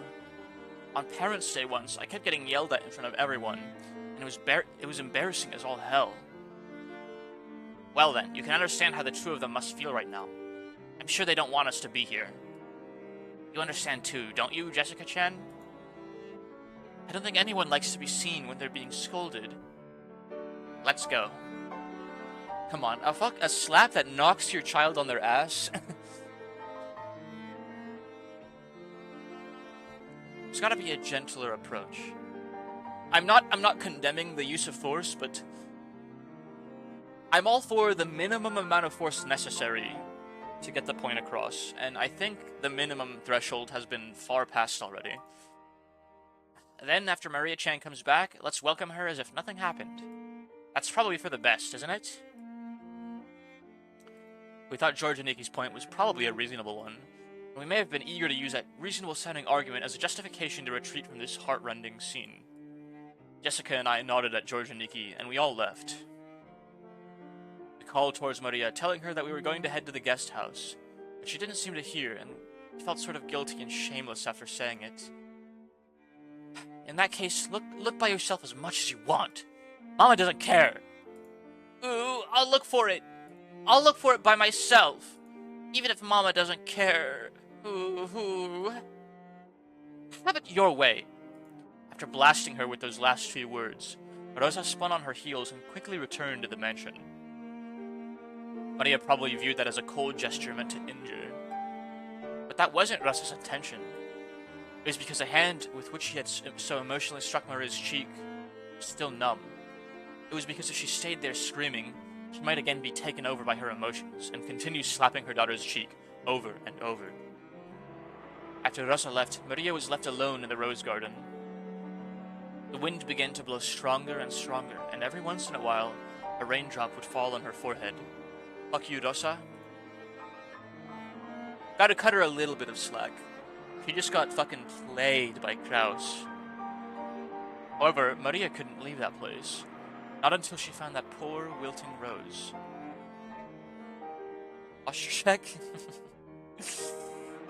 Yeah, you got me. I'm not really slouching, but I've got my knees held up to my chest, which is like a different form of slouch, if you think about it. I'm doing the L sit. I have L posture right now, which is, I'll allow it. All right, let me drop my knees at least and straighten myself out more or less. It's very comfortable the way that L sits.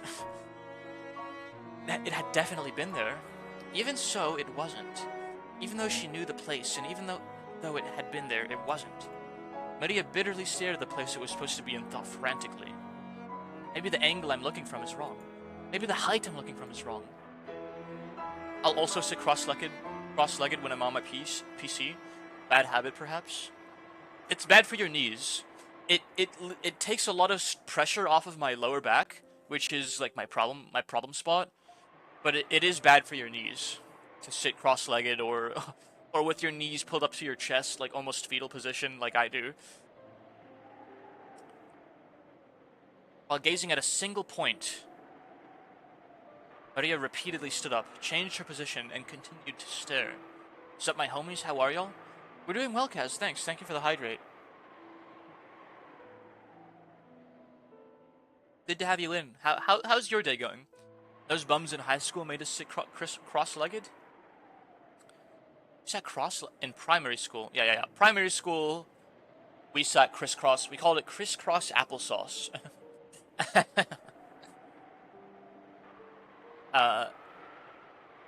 Middle and high school, we had chairs. We never sat crisscross applesauce. We had desks and chairs in primary school as well, but I'm trying to 100% lost judgment, and it's making me so miserable. Lost judgment. What is that from? Is that, I'm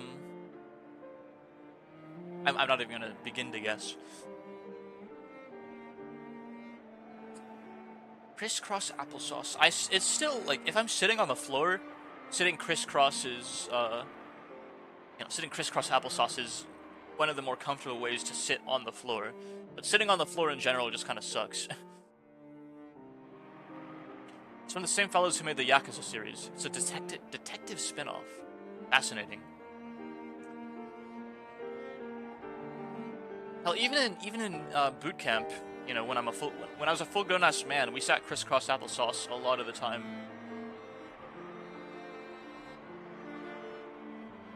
The choice all day was either standing, kneeling, or standing, bending, kneeling, or sometimes, if we were lucky, sitting on the floor.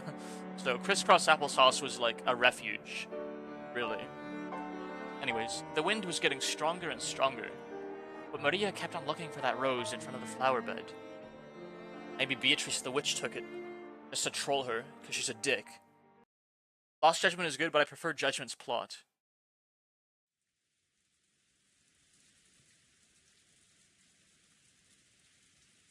Enzo noticed the sound of the raindrops beating on the window. Right now, I must 100% some fighting game called Virtual Fighter 5 to get close to my goal, and oh my gosh, I suck at it. Hold on, I'm getting a call. I'll be right back.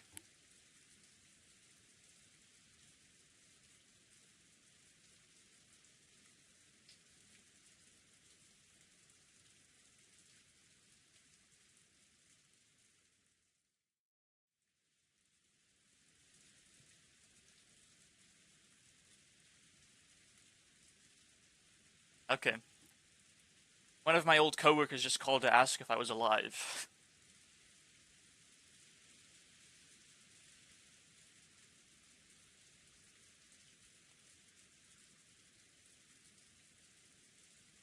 I still have very, very frequent reoccurring dreams of that's weird. Yeah, well, my coworker, I mean, you know, when I was a Marine. So, I don't know, I guess they're just checking up on me.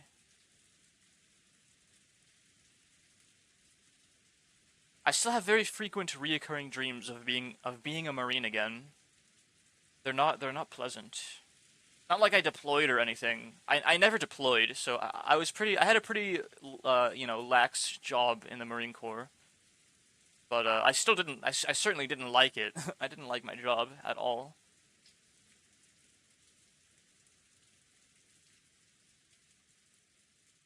Well, anyways, Kinzo noticed the sound of the raindrops beating on the window. It seemed to be pouring down thickly. It had begun to rain later than the weather report had predicted. Kinzo approached the window as if being summoned by the sound of the rain. Sound of rain is a sound of silence. Thank you for the hydrate, cuz. My throat's gonna get hoarse faster. Posture check, I'm actually straight backed. Down as just caught me sitting like L, with my knees tucked to my chest. Like 10 minutes ago, you just missed it. So I'm on alert for the time being. Thanks for checking up though. What was I saying? Yeah, I'm probably not gonna read for 5 hours today, just because my throat's gonna get hoarse a lot faster, I think. I heard glimpses of it. Something fetus position. Yeah, that's me.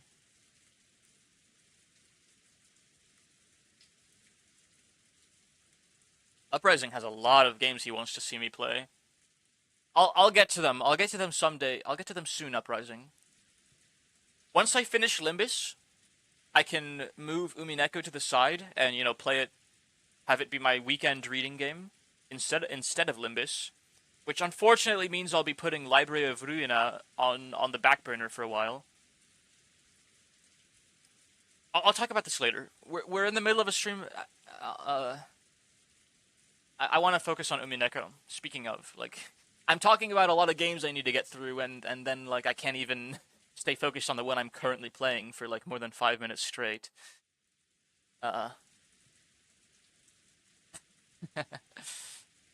Yeah, there are many, many, many tangents I can go on right now. It'll be night soon. Awesome. Sound feels quieter than any silence, and makes humans remember that, in the end, they're alone from the moment they're born to the moment they die. I've heard this phrase before. Is this where that phrase comes from? Or is it being pulled from somewhere else? You're alone from the moment you're born till the moment you die. You're late. You're late, Beatrice. I didn't even know it was a phrase. I feel like I've heard it before. Are those words directed at the rainy sky? My Kinzo voice. Gotta pull my Kinzo voice out now. Like my part, like my half Dracula. There was no one to be seen in the direction of Kinzo's gaze. Well then, let us begin. Let us begin our banquet of miracles. It's from Orson Welles.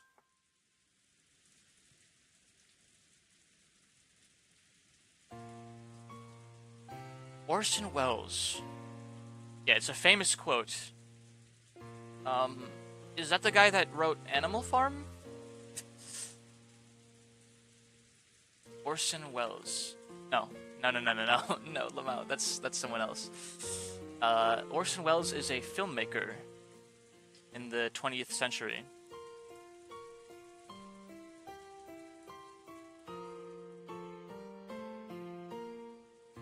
Animal Farm was George Orwell. Yeah. Illiterate. Orson made Citizen Kane. Okay. Orson Welles, George Orwell. I mean, that's a very reasonable mistake to make, right? Like, you guys see where I'm coming from, at least.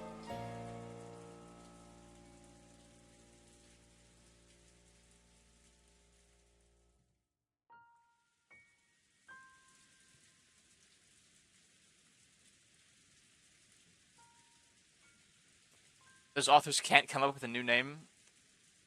Yeah, they need to be a little more original. Alright. Hinso, Dracula. Let us begin. Let us begin our banquet of miracles. This island has now been cut off from the world. Now there are none who can interrupt my ceremony. There are many fitting sacrifices for you. 4 of my children, 3 of their companions, 4 of my grandchildren, me and my guests and my servants. You may devour as many as you please. The key of fate will select the sacrifices in accordance with the demon's roulette. The key of fate. This piano track is going really hard, by the way. If that roulette chooses me, even I will become your sacrifice.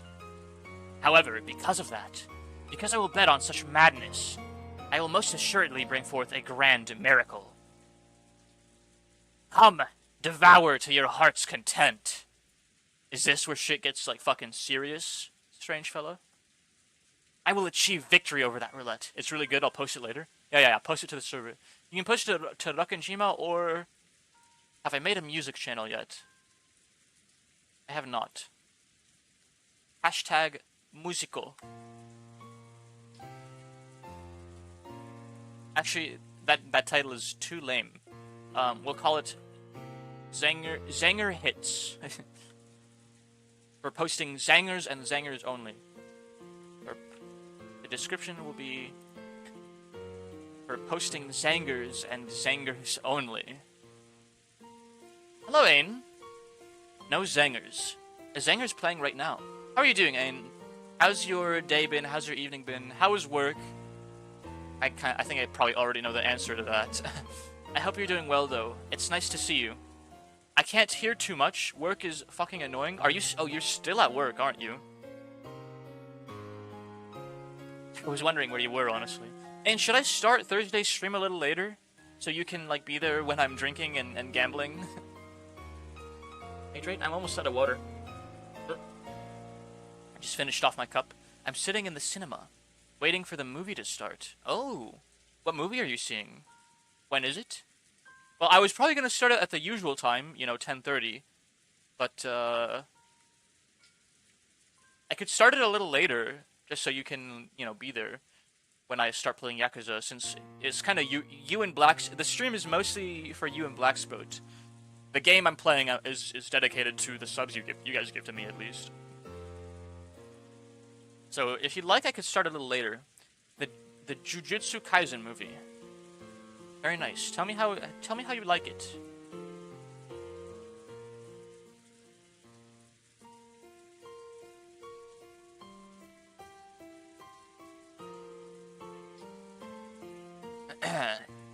Yes, I'll put everything on the line. First, I'll return the inheritance to the Ushiramiya family. Accept it.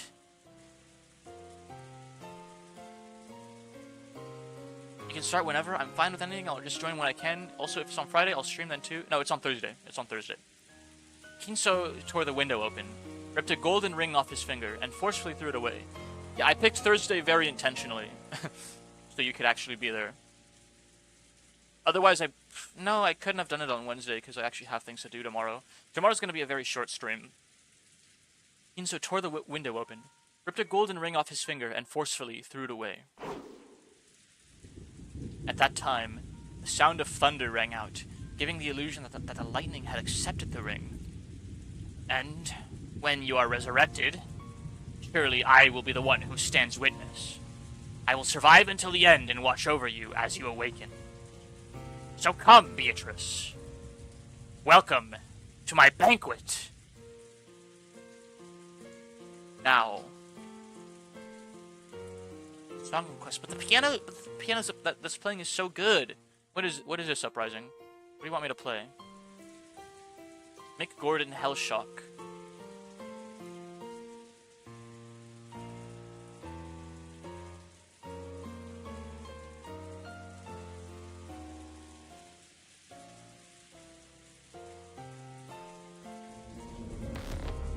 Doom 2016 OST. This isn't very tonally fitting, Uprising. I don't think this fits very well with what I'm reading.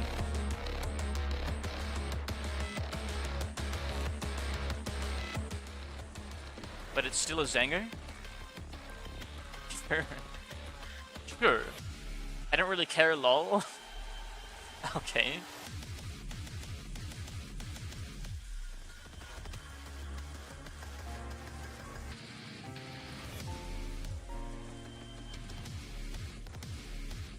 Who let this man cook?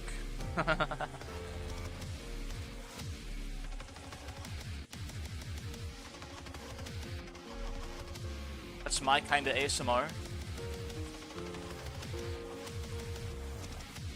Okay, let me turn Umineko down. You did? Yes, I did. They're burning down the kitchen, man. I'm so tired, I slept like shit. I'm gonna go home and start playing games anyway later. No sleep, Lamau. Okay.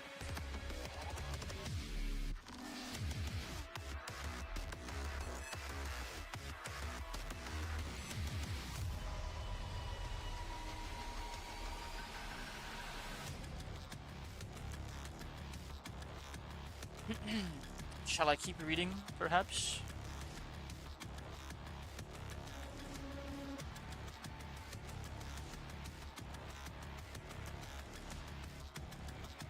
I'll hate myself in the morning anyway.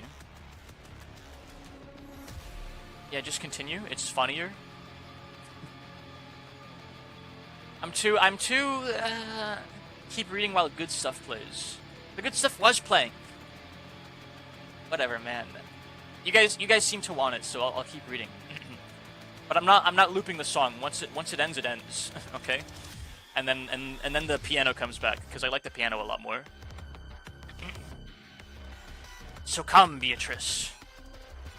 I want a lot, so yes, keep that. That's how it works. So come, Beatrice. Welcome to my banquet.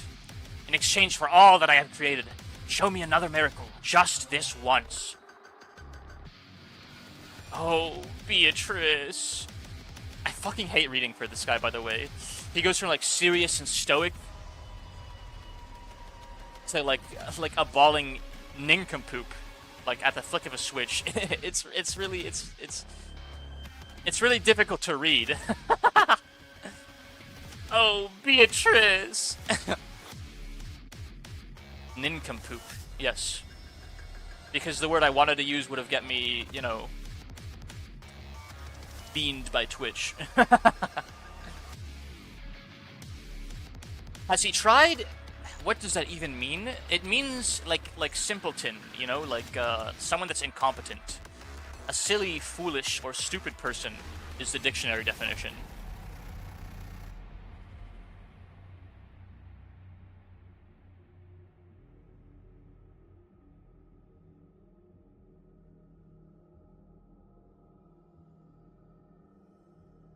Was it even spelled right? Yes, actually, you did spell it right. Nitwit. Teaching my German chatters some more about the English language. Feels good. Alright. Sorry, the scene ended right as I continued reading, so I lost my train of thought. You guys like your Doom, huh? It's gonna be a big stream, I bet. Once I eventually pull out the Doom 2016, you guys are gonna, and the crowd goes wild. Morel finally plays the game his chat wants him to play. English is some kind of fairy language. Never heard of nincompoop before. It's a more archaic word. It is a little archaic by today's standards. I want to say it was probably used a lot more in like the early 2000s at least. So it's not like crazy archaic, but at least a little archaic.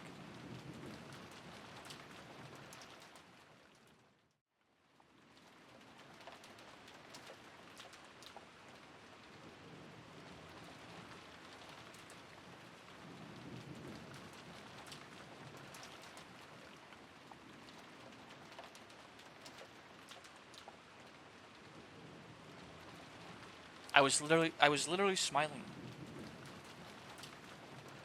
Bro was ripping and tearing through his underwear. The only thing they fear is a shower. A news ticker popped up on the TV program we were watching. The disaster report told how municipalities all over were continually sending out rain, flood, and wave warnings. Of course, the raindrops beating harshly on the window were even more convincing. This rain's incredible. Still, when it's raining this hard, it also feels like it might stop at any moment. You wish. They said the typhoon's moving slow, so it might be like this all day tomorrow. And even a little bad weather stops the boats from coming. It looks like we won't be able to head out on Sunday after all. The president should make it so it rains forever. True. And then mushrooms could grow all over the countryside, all over the towns, and whatnot. When I was in Virginia, it rained for more than a week straight. Like seriously, it rained for like 8 days without stopping. And that was so nice because there were literally like mushrooms and rings of mushrooms just growing everywhere. Everywhere. Like, I would just be walking to work and I'd pass by a mushroom like every couple seconds. Just on the grass next to the sidewalk. It was so sweet.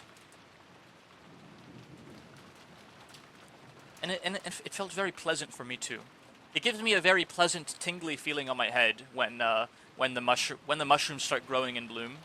It's been almost 2 weeks with just rain, no more please. I'm so very jealous.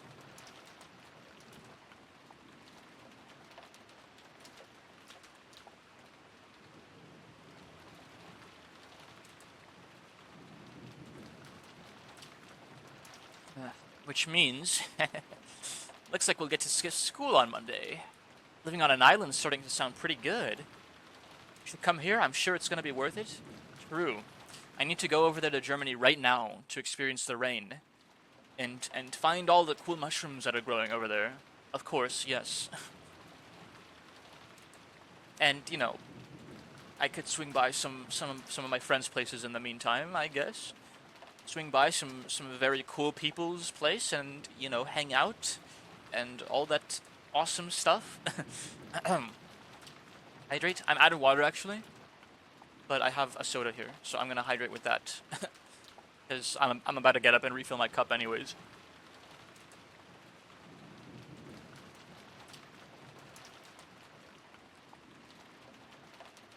Come to think of it, Jessica, you've got to take a boat to school every day, don't you?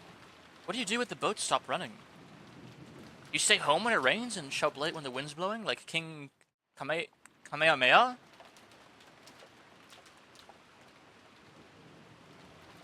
If the boats don't come, I stay home. Still, it's not as good as it sounds. Usually I'm ordered to study by myself, and it's not that fun with someone sitting right behind you watching everything you do. Excuse me. The bubbles from the soda got to me. During the rainy season, does the weather ever stay bad for a long time and make you miss a bunch of days in a row? That does happen sometimes. Still, I'd get a call from my homeroom teacher every single day to sourly guide me on how I should teach myself and what I had to turn in. Okay, bye, Morel, darling. Movie starting soon. Bye-bye. I'll be back, maybe, if you still stream by then. I don't know if I'm going to be streaming for the length of an entire movie from here, but we'll see. We'll see how my throat's feeling in like 2 hours. Enjoy the movie, Aang. Darling. She can't skip school as easily as you're imagining, Battler Kun. She's got to follow the rules for people that travel to school by boat and get a good amount of studying done. It'd actually be easier to just go to school. In my own room, I get distracted and can't concentrate. After being made to do nothing but workbooks for several days straight, it's pretty hard to handle all that mental stress. When I get into college, I really just want to go to some dorm and quickly say goodbye to this inconvenient island. Ah, okay. By the way, what do you do when the weather's good in the morning? It then gets so bad on your way home that the boats are closed. Do you spend the night at school? That actually happens a lot. Because of that, they've built some lodgings there for people who can't get back to the island they live on. I'd love to live on an island personally. Yes, me too. Me friggin' too. That sounds like a dream. But like a rich island where I have butlers and shit. And I have delicious rich people food every day. And I live in a mansion on the island. That is the dream. That's where you'd spend the night. Sometimes, when it gets really bad, you can't get back home for a few days at a time. Someone commuting to school or work on a train packed to twice its capacity might carelessly think that commuting by boat would be pretty interesting and fun. But it sounds like it comes with troubles of its own. I live in a hut because I'm a stowaway on a deserted island. Bro's like stealing Wi-Fi from another from another island right now or some shit. On his iPhone 6 in his grass hut. You hear thoughtless tourists saying stuff like that all the time. I've had enough of island life. I really want to just graduate high school and say goodbye to this island. They got fiber cable on the island? Of course they do. But there are all dorm schools, even for high school, right? Why do you choose that Niijima school of all places? I've wanted to go to one of those from the beginning, but Mom's always going on about how I need to learn manners and discipline as a successor. So I ended up sticking close to home, even for high school. Man, I hate this island. I just want to go live in a city. I don't care if rain or even spears fall from the sky. As long as I can move to a city where I can wear casual clothes and sandals. And can get to a convenience store in less than 5 minutes. Hold out just a little longer. Just a bit more and you'll graduate high school, right? Oh, I can't wait a little longer. Jessica stretched out and reclined on the sofa. Maybe it was a bad time slot, because there weren't any interesting programs on. And we had nothing to do but languidly kill time until we were called for dinner. For dinner. I wonder what's for dinner. After that episode, Maria never returned to the cousin room after all. Aunt Rosa probably took her back to the mansion. Or she's still out in the rain looking for her rose. Someone should go check on her.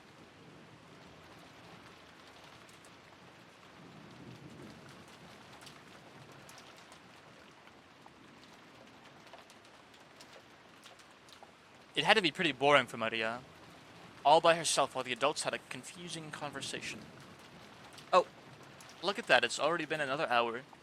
Time sure does fly, doesn't it? Alright, I'm gonna go stretch out a little bit more and refill my water cup. I'll be right back.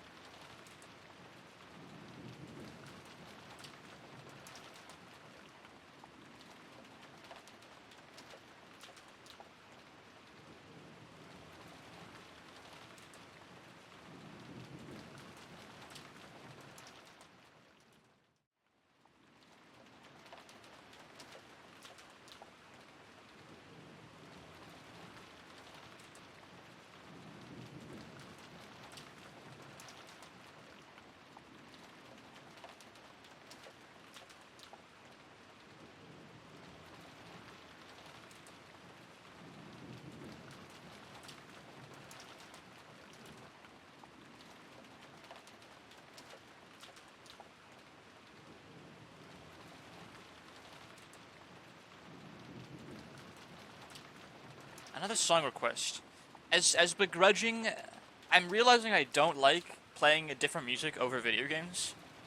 But you guys seem to be having fun with it, so I'm just gonna roll with it. Hint mod game. Let me guess, Entropy Zero Uprising? Oh yeah. Here it is. Have the Uminekos started crying yet? Yeah, there's been a bit of crying. There's been more than a bit of crying. Relinquished. When does this play? Is this a credits thing? No. It had to be pretty boring for Maria, all by herself while the adults had a confusing conversation. We thought we might as well head over to the mansion to see her, but the weather was really awful. And since there wasn't much time until dinner... Hold on, let me... It's just rain. I can let the rain play over the music.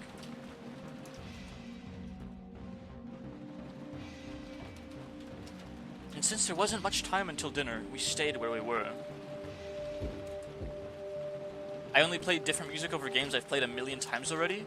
Yeah, I tend to do that too. Except usually the games I play a million times have like amazing soundtracks. So even if I have hundreds of hours on them, I don't want to play different music. Like Balatro and Deep Rock Galactic and Heroes of the Storm. Those are 3 games that I will never play other music over. Just because like the actual original score is amazing. And I feel bad replacing them. And probably Deltarune at this point. If I ever stream Deltarune again for some reason, it is happening, by the way. There is going to be a Deltarune stream in the future. And not just the new chapters that are coming out next year. I'm going to stream chapters 1 through 4 again. But, you know, with a different route, a fixed. At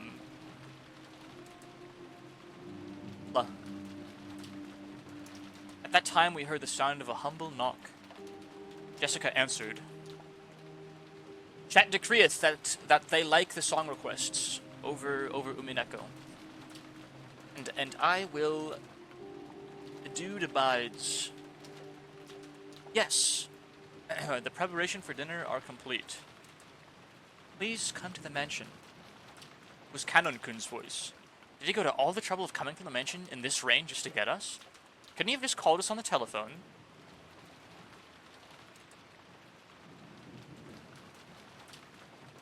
Well, I guess servants at work don't always get to take the most efficient route. Just when I was getting hungry. Yeah, fat ass, I bet you're hungry all the time. Let's go. George and Nikki turned off the television and stood up. My stomach's been growling for a while. Look at all the buccal fat he has on his face. Hydrate? I got you. By the way, when I filled my water cup up, I took a sip and then refilled it just so I could like really honor the other redeem. Since I know soda doesn't really count for hydrating. And I just took another sip for you. Thank you as always. And didn't Goda-san say it was calf steak or something? Fuck him. I'm not hungry, but my appetite is increasing due to them talking about rich people food again. Like, that bread and cheese is still in my tummy. George doesn't mew as much as Battler. Yeah, his Gunyan is a lot weaker. Look at that. Softer, pudgier face. Doesn't mew.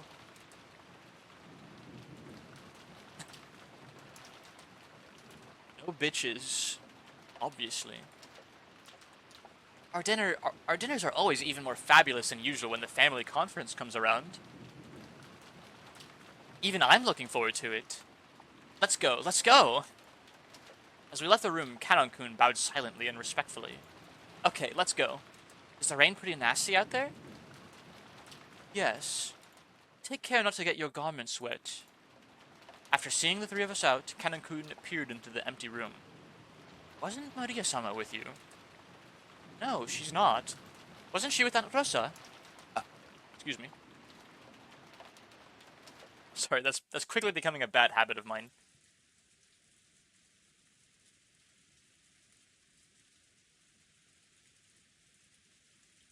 Burp.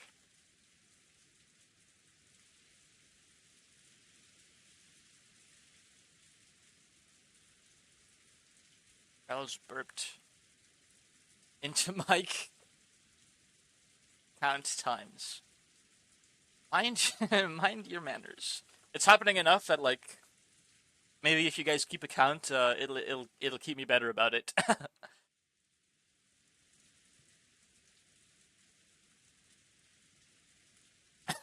My bad, guys. Rosa was lying on a sofa in the empty parlor, having fallen asleep before she knew it. She was bearing a burden that children couldn't even imagine.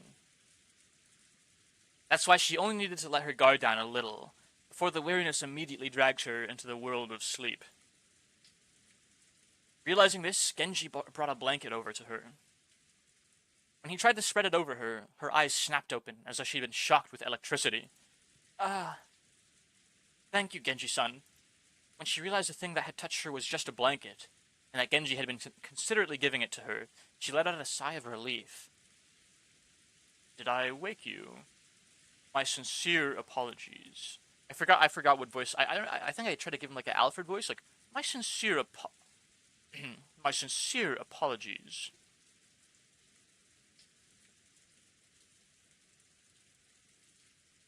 Master Bruce? No, it's okay. I hadn't planned on sleeping in the first place. What time is it now? When he was asked for the time, Genji checked a pocket watch that he took out of his chest pocket. It is slightly after 6 o'clock. Rosa gave her head a little shake when she realized that not much time had actually passed, even though it had felt like she'd slept for ages. Even though she didn't feel rested at all, the drowsiness that had enveloped her must have been pretty deep. Thank you. I'll be fine without the blanket. I mustn't sleep at such a strange time. My sense of time has been completely thrown off. Rain has finally started pouring down in earnest, hasn't it? Rosa finally realized that the peaceful sound had put her to sleep was actually the rain. The wind's blowing hard, too. I wonder if the typhoon's finally here. That was what they said on TV. That was what they said on TV. The typhoon is moving slowly, so they think it will be like this all day tomorrow. Really? So our last chance to see that wonderful rose garden must have already passed by. From the window, what she could see of the rose garden was completely blurred by the wind and rain. Maria? That's right, what about Maria? I have not seen her. Did she not return to the guest house? Rosa knew her daughter's nature well, so a chill ran down her spine. Maria was stubbornly honest, and if she was ordered to find something that didn't exist, she would look forever and ever. Even in pouring rain, they forgot her outside and the typhoon carried her away. The wind can't be that strong, surely. No. Cousins left before I did, so Maria was alone. Unless someone told her to stop, she'd stay there even if it started raining spears. Without even opening an umbrella. Oh, how could I have lost control of my emotions and done such a thing? Even though she'd known about Maria's simple honesty better than anyone, she'd once again lost control of her emotions and done something terrible. Maria! Rosa pushed Genji away and ran down the hall.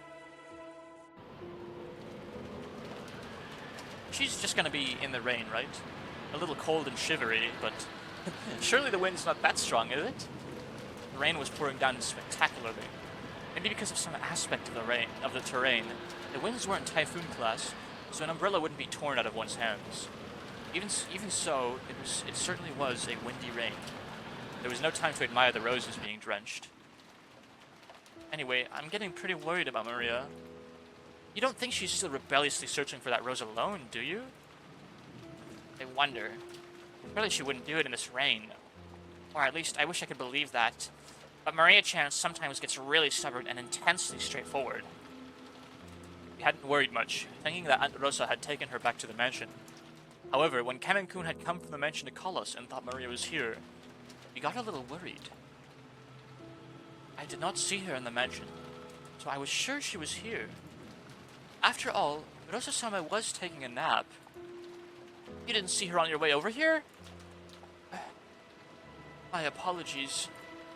I opened my umbrella and ran as fast as I could, so I did not pay much attention. He had cut through the rose garden, taking the shortest line between the mansion and the guest house, and he would have just barely missed the place where Maria had been looking for her rose. And it was raining this hard too. It certainly would have been possible for Kanan-kun to fail to notice her. Instead of arguing around here, it'd be faster to just check it out directly. Thank you for the hydrate, Kaz. I'll drink some water. Is my voice like obviously going hoarse again so soon? I can feel like the strain on my throat.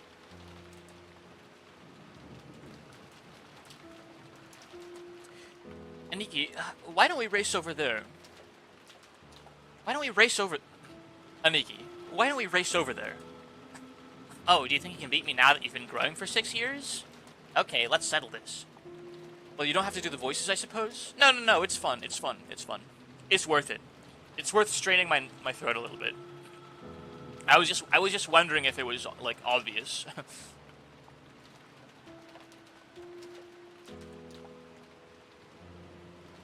Very well. Okay, let's settle this. Go! Ichi, ni, san, shi, go! George and Nikki and I flew out into the rain.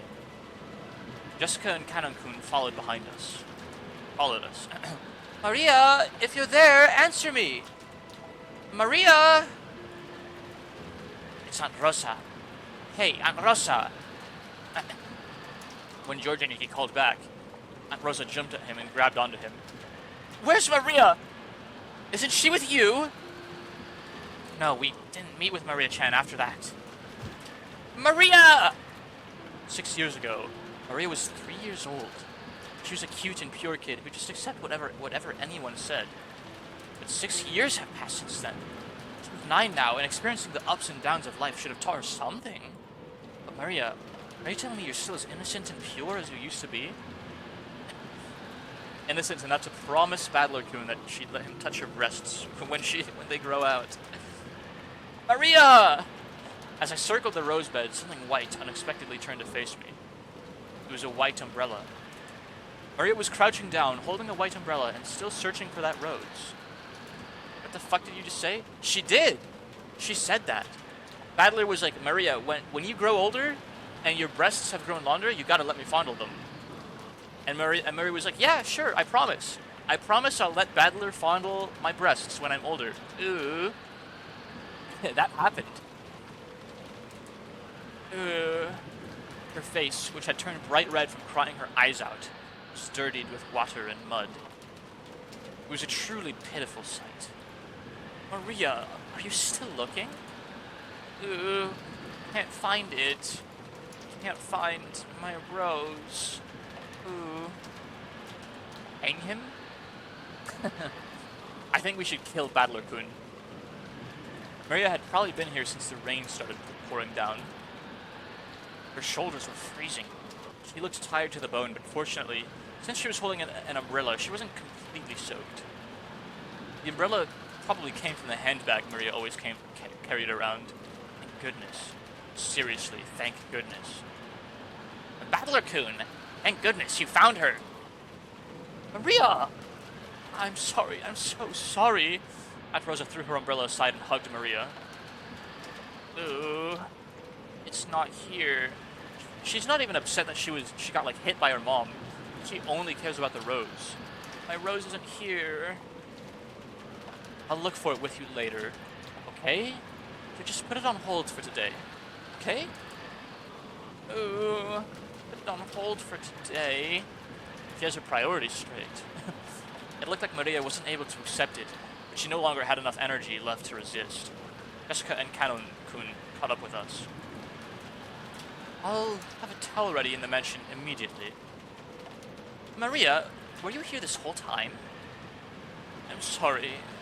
I'm sorry for being such a bad mother. Aunt Rosa, why don't we head back to the mansion for the time being? If we stay here, Maria will catch a cold.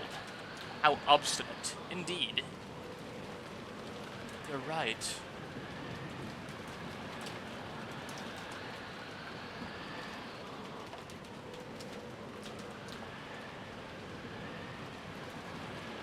Maria, let's go.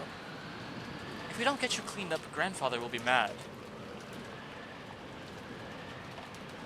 Ooh, hungry. It's already time to eat. You did a good job holding out, Maria. Once the weather gets better, we'll all go search together, okay? We couldn't stay in the rain forever. We took Maria with us as we headed back to the mansion. Maria apparently wasn't as worn out as I thought.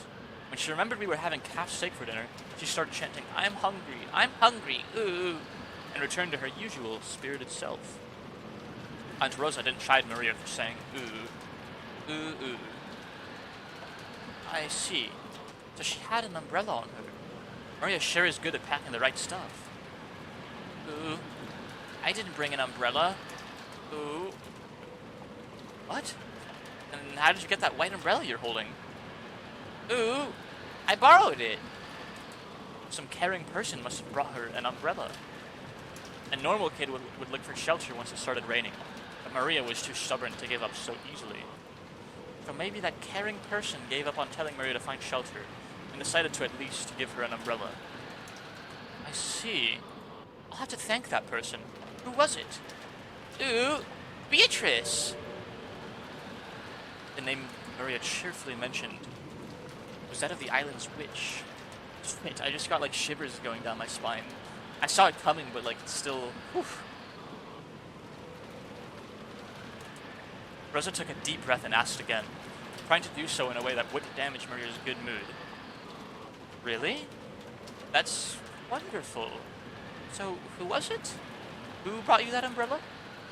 Ooh, Beatrice! Ooh!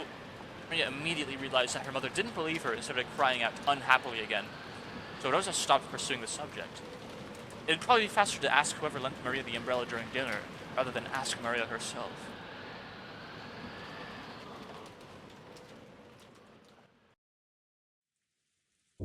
Dude, I'm being serious. I got like an involuntary shiver sent through my whole body when she said that shit. Like, I'm not even that creeped out. It just happened. I think it has something to do with like the piano melody and like the sound effect that played. It's scary. I'm a strong man, okay? I'm a big strong man, and I'm not scared. But yeah, like it sent a shiver through my body.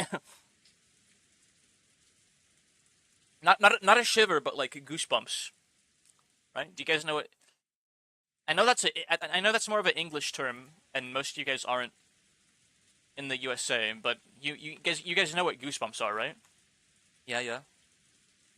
It's just like a slight chill in your skin, and your hair stands on end for a bit.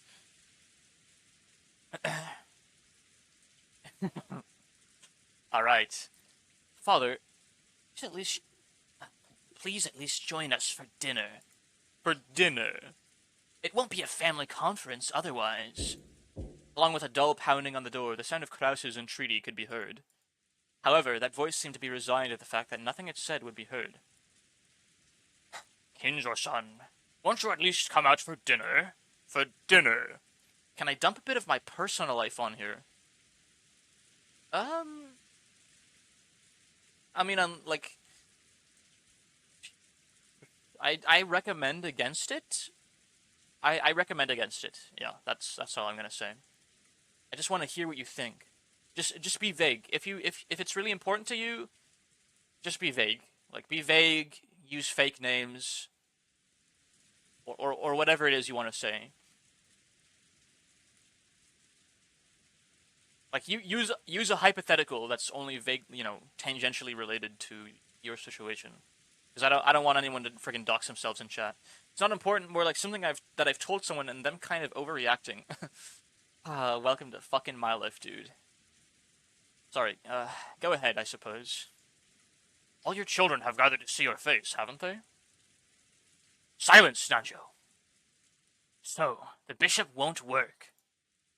One move too short. Apparently, Kinzo was completely focused on the final battle of his long-lasting chess match with Nanjo. Kinzo's brow was wrinkled as he continued to glare at the game board through his spectacles. Krause's voice didn't even reach his ears. Kinzo-san, I'm hungry myself. Why don't we go down and eat? Go by yourself if that's what you want. Let me consider this next move for a little longer. We're going to finish it tonight. Otherwise, it's doubtful we'll finish before the world ends. Nanjo rose from his seat, hoping this would prompt Kinzo to do the same, but Kinzo's eyes never left the chessboard.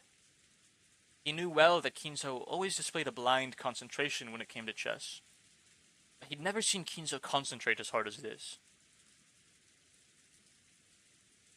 It was almost as though Kinzo was telling the truth.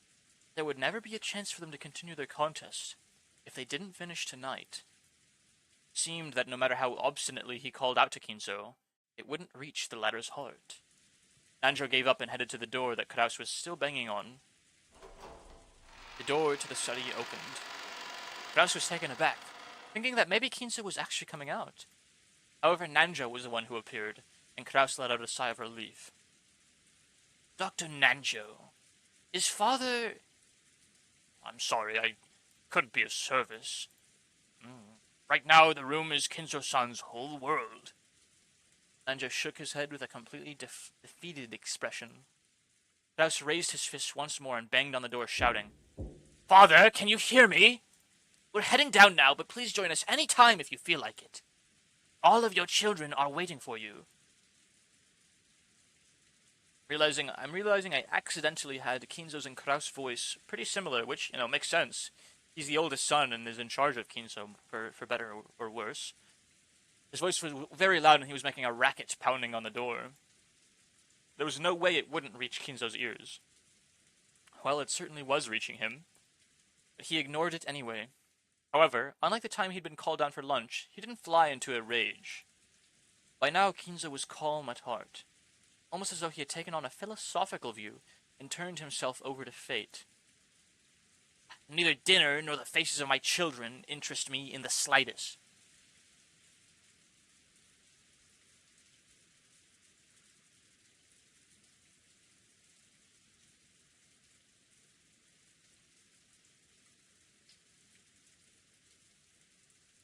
Just a block and fuck you. I know what you're talking about, dude. People are really, really touchy about that sort of thing. Lol. I wouldn't worry about it too much, bro. Yeah, they're overreacting, but that's just how the world is, Don't worry about it too much.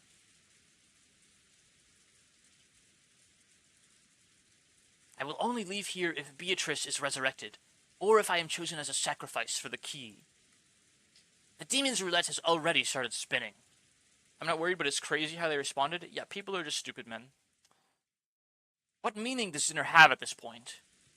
As though the painfully loud banging on the door completely failed to enter his hearing, Kinzo silently thought about his next chess move, still in his philosophical state.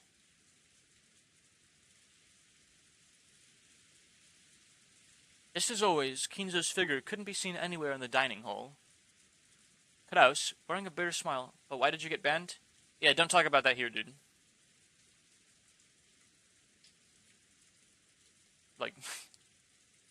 Just don't talk about that here. Father says he's still not feeling well. I honestly would have rather you not bring that up in my chat at all.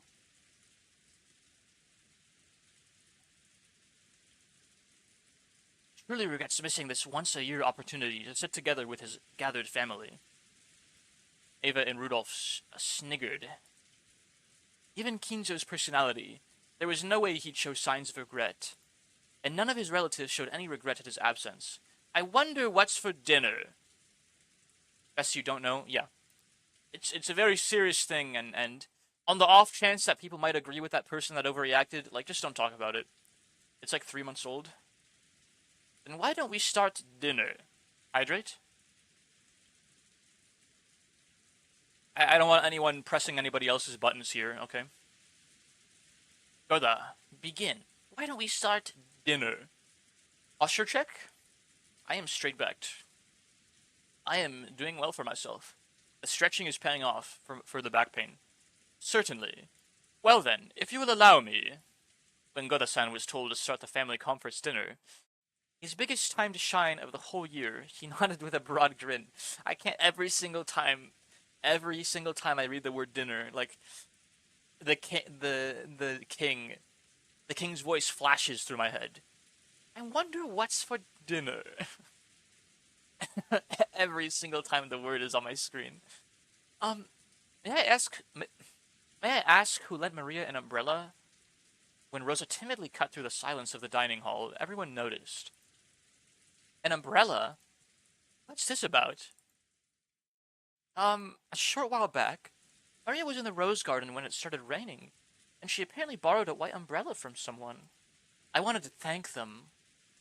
It wasn't one of us. After you left, we moved to a different room and had a friendly chat that whole time. Oh, that's right. Even after that, the siblings had a real friendly chat. The word friendly fell awkwardly from Hideyoshi's lips. So even those who hadn't been present could tell the conversation hadn't been a pleasant one. At the very least, it couldn't have been me, Eva, Rudolph, Hideyoshi-san, or Kiri-san. We were together the whole time, even after Natsuhine-san and Rosa-san left. The whole time until the meal started. Nissan went to the study with Genji-san to call father. At that time, the rest of us went straight to the dining hall. So it wasn't one of us. Couldn't it have been a servant kind enough to lend an umbrella? So, was it you, Goda-san? I have been in the kitchen the whole time, preparing. My sincere apologies. Starting to seem like it really was Beatrice. Goda looked slightly disappointed about missing this chance to show off. The witch Beatrice did it? Yeah, it sure seems to be that way. I can't believe they don't believe Maria. At that time, Shannon and Kumasawa-san appeared, pushing a serving cart loaded with hors d'oeuvres. And what about Kumasawa-san or Shannon-chan?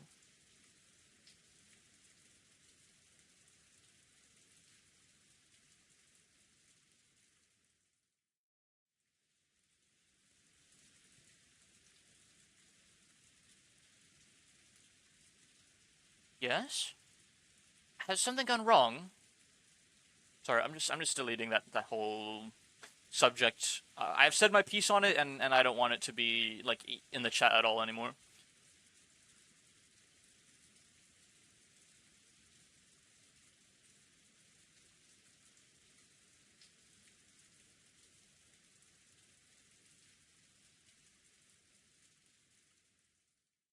Because Shannon had come in part way, she shrank back, mistakenly thinking that the others were searching for the one responsible for some error.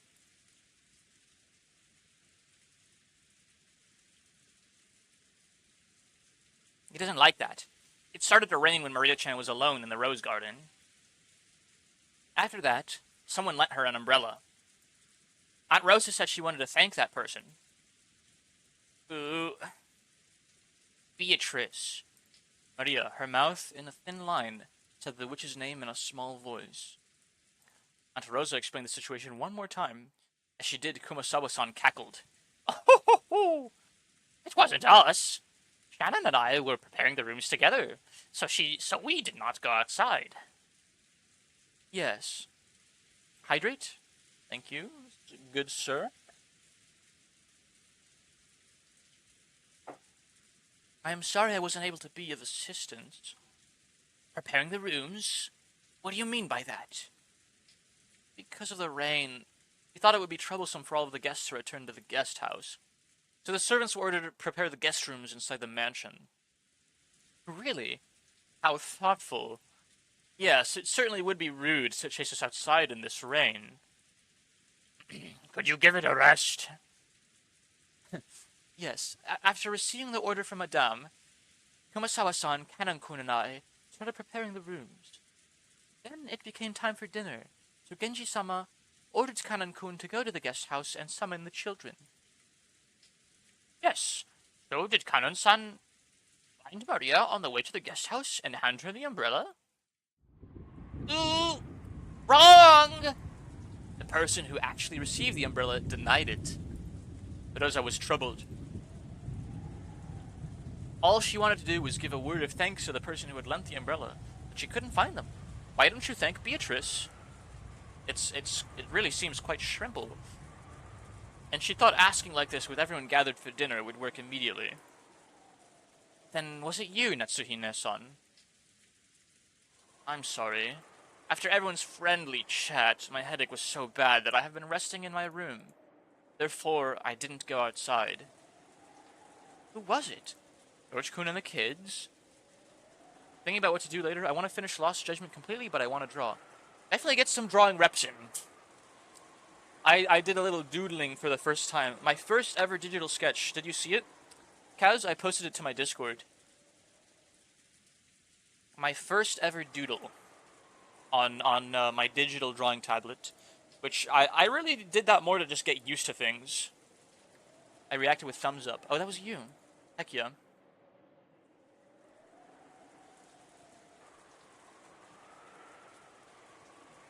It was Shijima wearing a fish shirt. It is calling Sakana. Sakana. Excuse me. That can't be right. No, it wasn't us. We were watching television in the guest house the whole time. Actually, we thought Maria had gone back to the mansion with you. Then Kanon-kun came, and he asked whether Maria was with us. That's when we first realized she wasn't in the mansion. Seems like it was Beatrice. I mean, if it were me, I'd have grabbed her hand and pulled her under a roof before giving her an umbrella. Rosa was completely baffled. One by one, the relatives and the servants denied that they had done it. Even though it really wasn't something anyone would need to hide. So, by process of elimination, the number of remaining candidates wasn't large. I might, you got any plans for after the stream? I need to hit chest day again. All my push muscles they're no longer sore, they're all refreshed up and recovered. So I need to eat big, I need to do push day at the gym, I need to practice more Japanese, and then I will draw a little bit more before I go to sleep probably. I might even read, instead of drawing, okay, I will definitely draw, even if it's just like doodles on my tablet. I'll doodle a little bit, hydrate and posture check. Thank you for the hydrate and the posture check. I'm actually straight backed right now. I'm super locked in on the game. Even if my voice is eventually giving out, I'll just keep going until I'm just gonna keep going till I can't at this point, which may be a good while. It may not, honestly. So yeah, I'll doodle. Story's getting good, so you gotta lock in. Indeed, indeed it is. Yeah, I'll doodle a bit. I want to read more like shape theory. I found this book recommended by an artist on Twitter about like human anatomy and drawing like bodies as very simple shapes. So I want to check that out. Maybe like watch a YouTube tutorial on how to like pilot Clip Studio Paint, like for like Clip Studio Paint for Dummies, and then I'll doodle a little bit, or I'll even doodle while I'm watching the video or something. Anyways. Gotta lock in, he says, before going on to like a 5-minute tangent. By process of elimination, the number of remaining candidates wasn't large. Of course, it wasn't me. Right after it began raining, I visited Kinzo-san's room, and I was playing chess with him until just now. I say the story is also getting good for me. Hey, even Uprising is getting interested, huh? I didn't expect that. Which means that it also wasn't Grandfather. Wait a sec. Isn't this starting to get a bit weird? Yeah, the start was a bit slow. It's only gonna get better. Dude, even Uprising, who, like, at the start of the stream, he's like, oh, I don't like visual novels. I don't like visual novels. I don't like this game. Hey, even he's getting vested, you can tell this is getting good. Wait a sec. Isn't this starting to get a bit weird? Who's left? Beatrice. Then who was it? Genji-san? Wait a second. Don't get me wrong. It's not like I'm searching for some culprit or anything. All I want to do is, as a mother, thank the person who gave Maria an umbrella in the middle of the rain. Giving out an umbrella to a girl loitering in the rain was something to be praised, not hidden. Despite that, no one raised their hand. Why not? Everyone started whispering about how strange this was getting. Calm down, Rosa. Why don't we just ask the person who has lent the umbrella? That's what everyone had been thinking since the beginning. They were all scratching their heads at why she didn't just ask Maria, who had been given the umbrella. However, Rosa bit her lower lip. After all, she already knew how Maria would answer if asked. Of course! Rudolph-kun here's got it right. Maria-chan, tell your uncle. Who lent you the umbrella? Beatrice! The dining hall was wrapped in silence for an instant, but it was soon interrupted by a burst of laughter. I see, so Beatrice, the witch of the forest, felt pity and lent her an umbrella. What a lovely story. Rosa, there you have it. Rosa couldn't believe it. Even though she just wanted to say thanks for the umbrella, why did everything have to be so clouded in smoke? Ooh, just like Uncle Kraus said. Beatrice let me borrow it. Ooh. Well, if she let you borrow it, you're gonna have to go return it, aren't you? Isn't that wonderful? We should all be jealous of such purity. What do you think, everyone? Klaus was laughing with a face that was clearly mocking, but Maria was overjoyed, apparently convinced that her claim was being believed. How did that work? Did that mean a witch really appeared and lent her an umbrella? Jessica asked me in a small voice that wouldn't carry over to Maria, who was sitting across from me. Fuck you, Kraus. Yeah, Kraus is a snake, man. Why do you think I gave him that voice? The voice I'm giving him is like... I was torn between like salesman or like snake. So I went with like snake-like salesman. Has Maria ever been the type to make jokes? I'll drink to that, Kaz. I'll drink to a toast to Beatrice's everlasting glory.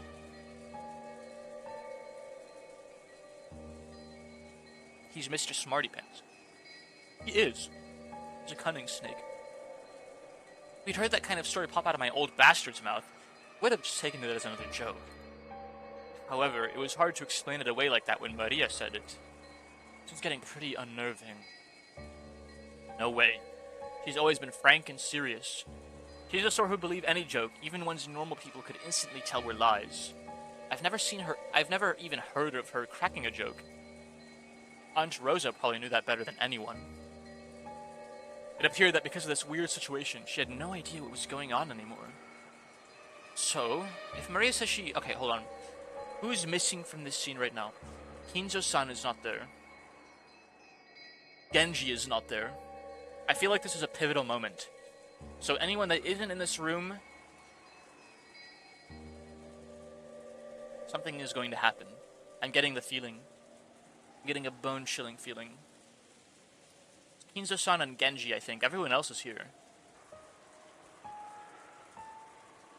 So if Maria says she borrowed an umbrella from Beatrice, that must mean it really was Beatrice? We're talking about Maria here, so I can't think of it as some kind of metaphor or joke. It might be best to take what she says at face value. What's going on? Are you saying Genji-san or someone put on that fancy dress from the portrait and gave Maria the umbrella? I'm not sure about that. Actually, that's what I want to know. Jessica shrugged jokingly, but her expression didn't completely match her attitude. Once the hors d'oeuvres were set out and Goda showed off his vast store of knowledge, the meal began. I forgot who's in here. Kinzo, Canon, Genji. Canon-kun is not here. That's right. That seems like everyone.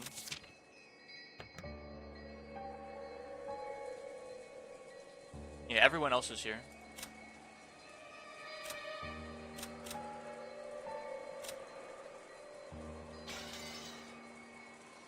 A couple casual chats broke out here and there, but they seemed somehow distant, and the meal ended up being so quiet that you couldn't ignore the sound of rain sneaking into the dining hall.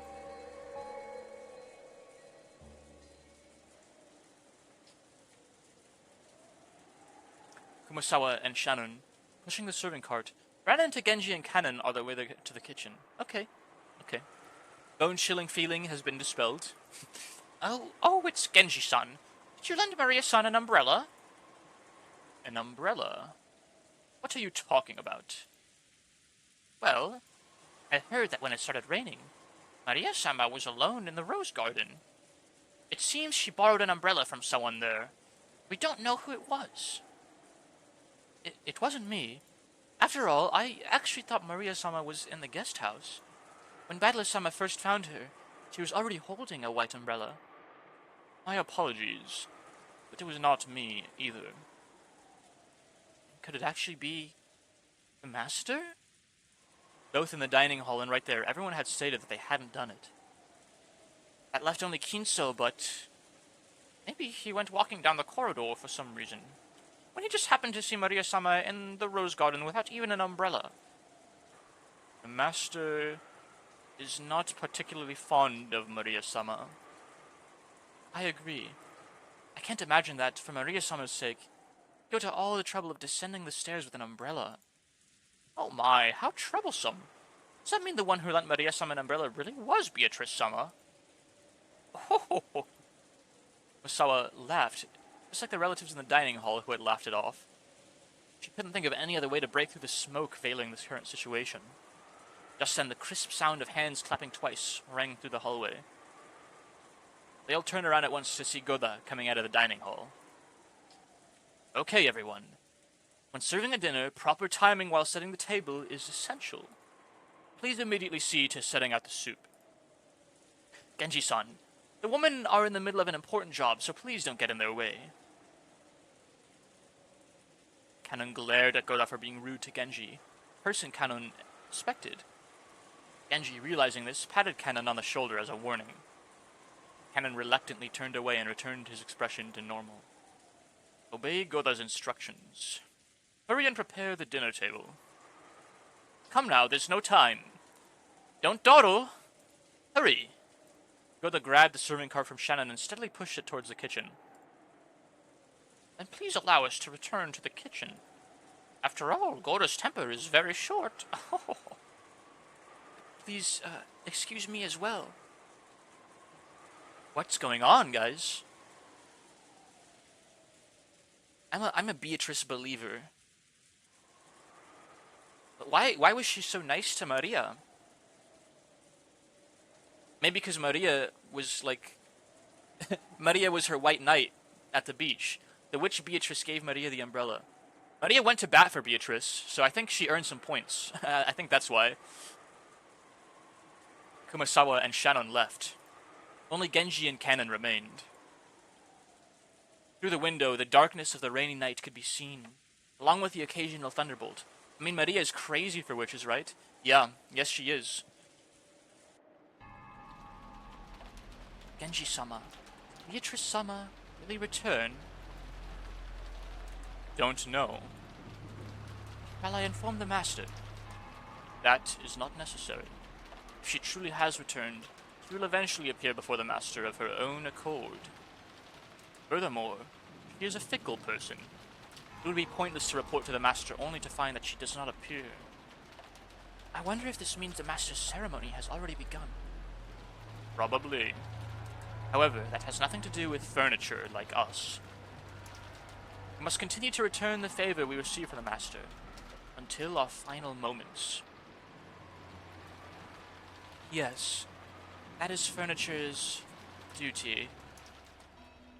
Damn, these guys are so fucking whipped, it's insane. Wow. They said on the beach that whoever respects Beatrice will be respected back. They did say that. That's what I'm thinking. The thunder crashed once more. Except for those instants when lightning lit up the sky, nothing could be seen out the window but the darkness of night. Just as humans rule when the sun is up, those that are not human rule when the sun is down. The darkness of night that now surrounded Rokkanjima was ruled by another master, not the Yoshiromiya family. Did this master take pity on Maria when she was alone and being pummeled by the rain in the rose garden, lending her an umbrella? Kanon looked at the rose garden's lights, dimly visible beyond the window. Dim lights weren't enough to illuminate the surrounding area. Looking at those lights felt like making eye contact with the witch, and Kanon forced himself to avert his gaze. If he didn't, it felt like his eyes would be absorbed by that light. Can the weather change how people act? You often hear stories about how things like atmospheric pressure can influence people's moods and physical health. Oh, the barometric pressures murdering Natsuhi's headache, I bet. For some time now, everyone had been struggling to clear the gloomy atmosphere, but any conversation was quickly cut off, and in the end, the dining hall was simply filled by the sound of rain. Dessert was some kind of chocolate cake, accompanied by pear sherbet. Goda-san was enthusiastically explained the recipe as soon as the final dish was presented, but I quickly forgot the details. The guest of honor, grandfather, was absent. The weather was horrible. The identity of the one who'd lent Maria an umbrella remained a mystery. When dinner ended, no one felt even one bit refreshed. It was too late now, but I realized painfully that taste wasn't the only important part of a meal. The whole atmosphere was also critical. Goda-san, the supposed conductor of this musical piece called dinner, did his best to enliven the place, dropping little jokes left and right, but apparently not one of them succeeded. After taking orders for after-dinner coffee, tea, and orange juice, he left for the kitchen. As soon as he disappeared, Uncle Kraus spoke. My. What a waste that dinner Goda worked so hard to create has met with such a gloomy atmosphere. Yes, absolutely. It just feels like nothing would taste good today. Huh. I'd like to know why you feel that way. Later on, I'll do all I can as your older brother to help cheer you up. Aunt Eva grimaced slightly. I'd already heard she wasn't on good terms with Uncle Kraus, but it was pretty clear now. When I looked around, I noticed that my father and Aunt Rosa were also grimacing. Apparently, there was something besides the weather troubling all of them. Both Aunt Eva and my dad aren't looking too happy. Really? I don't think so. I asked Aunt Natsuhi, who was sitting on my right. She seemed to be in a bad mood as well. She snapped back as if to say she was absolutely not interested. Well, our adult conversation got a little complicated. It isn't something kids like you need to worry about, Battler-kun. Isn't that right, Natsuhi-san? Kitty-san? Everybody with that resting bitch face, especially Natsuhi, but I'm kind of into it with Natsuhi. Uncle Hideyoshi laughed as he spoke, but without his usual brightness, so I could vaguely imagine just how complicated their adult conversation had become. We love Natsuhi, don't we, folks? That we do. We're all Natsuhi heads here, right? Right, chat? On top of that, even on Natsuhi and Kiri-san, the people he had directed his comment to ignored him as though they hadn't heard anything. I didn't know what kind of conversation they'd been having while us kids were away, but it reminded me of how Dad said he had stomach cramps when we arrived at the mansion. The family conference might have been a playful reunion to us kids, but it was definitely different for the adults. Blood in the water. After Uncle Hideyoshi's comment was ignored, and an awkward silence fell over the room, Hiri-san spoke up. We were talking about how the kids' careers would turn out, such as what lies in your future, Battler-kun. You just drift on to college? Wouldn't that be a little disheartening as a starting line for the long race of life? Hey, wait a sec. Kitty-san, if you start talking about something like that in the middle of a meal, it won't digest well, and we'll all end up getting constipated. Wah, that's right. We were talking about Battler-kun and Jessica-chan's careers. You've got to think seriously about the future. Wah, Hideyoshi hardly agreed, as if they had really been talking about that. But that was probably wrong. Kiri-san had obviously been trying to change the subject. However, if Kiri-san had determined that this was the best course of action for now, then she was probably right. Taking this into account, I cast my suspicions as the cause behind Aunt Ava's and Dad's bad moods. At long last, the serving cart returned, filled with coffee and tea. And I'm hungry again. All these rich-ass dinners, man. Kumasawa-san and Shannon-chan served it to everyone. I might have to get more bread or something. Goda-san, I have some pie left, actually. Goda-san then explained that this concluded tonight's meal. If only the mood had been a bit more cheery, it might have been the best dinner in my life. It was a shame this best of dinners couldn't have been had under the best conditions. Ooh, George Oni-chan, is dinner over now? Over? Yes, with this, dinner is finished.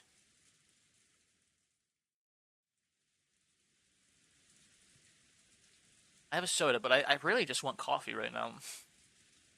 Don't be rude. Stay in your seat and call me drink up. Ooh. Maria looked like she was really excited by the occasionally crashing thunder. Maybe she wanted to quickly... Oh, you know what I should get myself? I will get a... I'm just gonna make a little protein shake. Just put some protein powder in some milk and call it... I want something like rich and sweet. I think that'll do the job. She had been fidgeting for a while, waiting for the meal to end.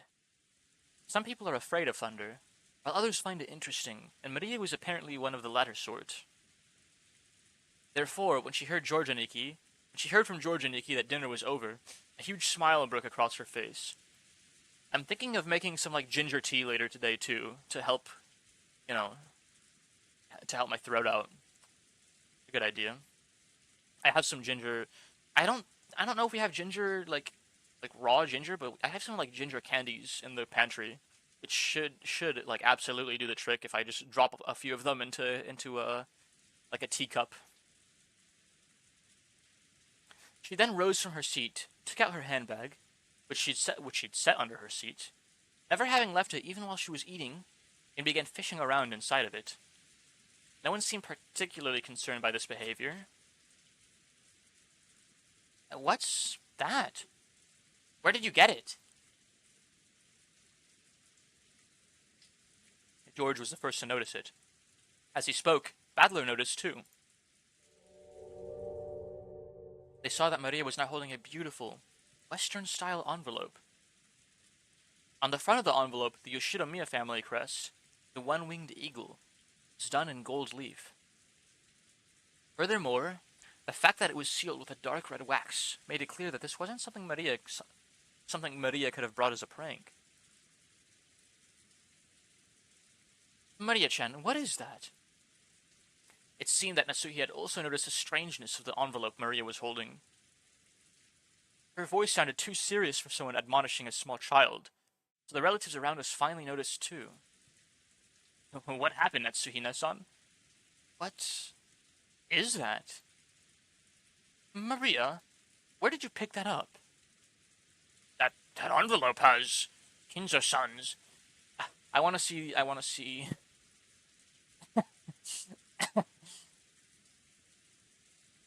There's so much more like emotion in the old Sprite Man. I just had to compare. He looks funny. He looks so much more like concerned with this one. They don't do away with the sweat lines, but like the sweat drops are actually like super tiny. It's way better. Yeah, no kidding.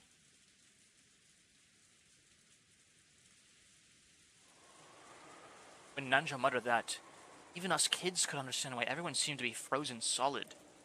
The envelope that Maria held was one of the Ushiromiya family head's custom-made envelopes for private use. In other words, it could mean only one thing. This envelope contained a message from Kinzo. Oh, what's an envelope like that doing here? Now that's an interesting thing to come jumping out at us. Just let me have a peek. Ooh, no way, I'll read it. I was told to read it to everyone. Uncle Hideyoshi tried to snatch the envelope out from Maria's hands, but she protected it as though hugging it, and didn't let go. Hideyoshi-san, you can't use force against a child. Maria-chan, where did you get this envelope? Ooh, I got it from Beatrice when she gave me the umbrella. She told me to read it to everyone after the meal was over. I'm the witch's... messenger. Ooh. She's the witch's big shot. Messenger? The almighty witch of the island sure likes to mess around. The arrows between words imply she's talking in English. In the Japanese, it's in katakana. Ah. Messenger. How would you spell messenger out in katakana? That's not a very, like, Japanese word. Messenger.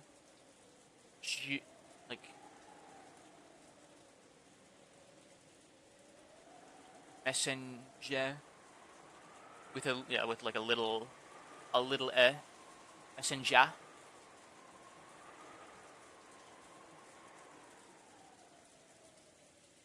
How do you make Oh no, it just did it automatically for me.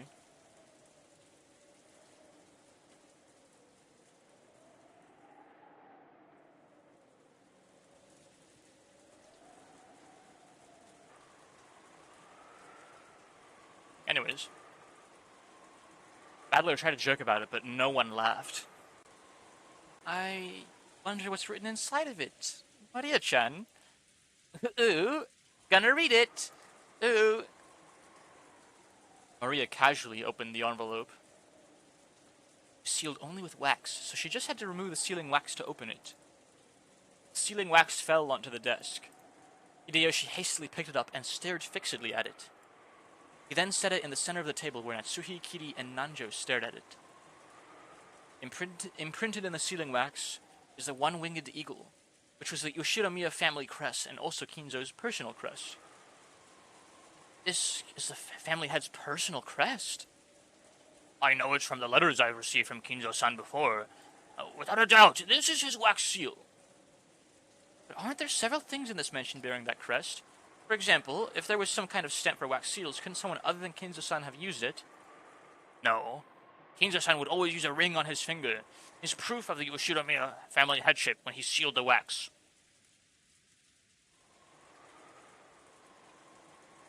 Hydrate. Excuse me. Excuse me. I'm out of water, so I've just been sipping some soda for now. But I will redeem that very shortly, because we're rolling into a break. Perp. Yeah, sorry, that was like 3 in a row.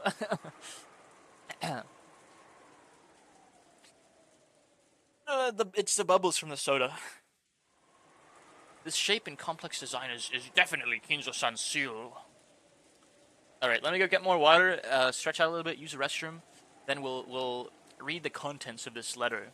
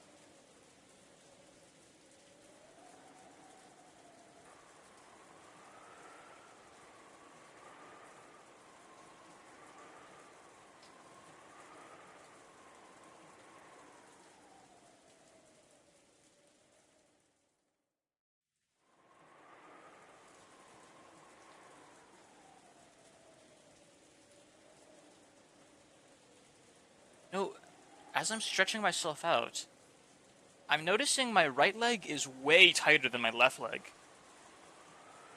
Like if I just kick my leg up on my chair and reach for my foot, you know, for like a hamstring stretch, I can basically touch my toes with my left leg, but I come quite a bit short on my right leg.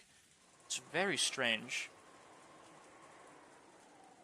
Probably has something to do with, you know, my disability, honestly.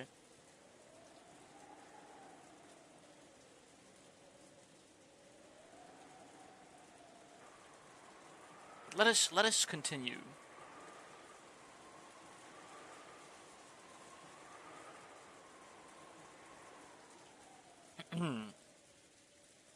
That is not necessarily so. Anyone in the family must have received a letter from Father at least once. We can't eliminate the possibility that someone used that wax as a model to create a fake seal and pass themselves off as Father. I agree with Aniki. No matter how much the seal resembles Dad's, we can't prove that it's the real thing. So it doesn't prove this envelope came from him.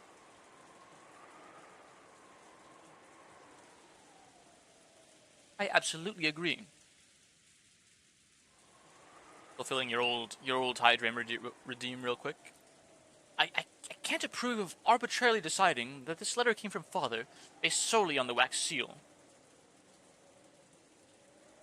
Dr. Nanjo, couldn't you use a bit more discretion? The BRB thing is still on the screen? My bad.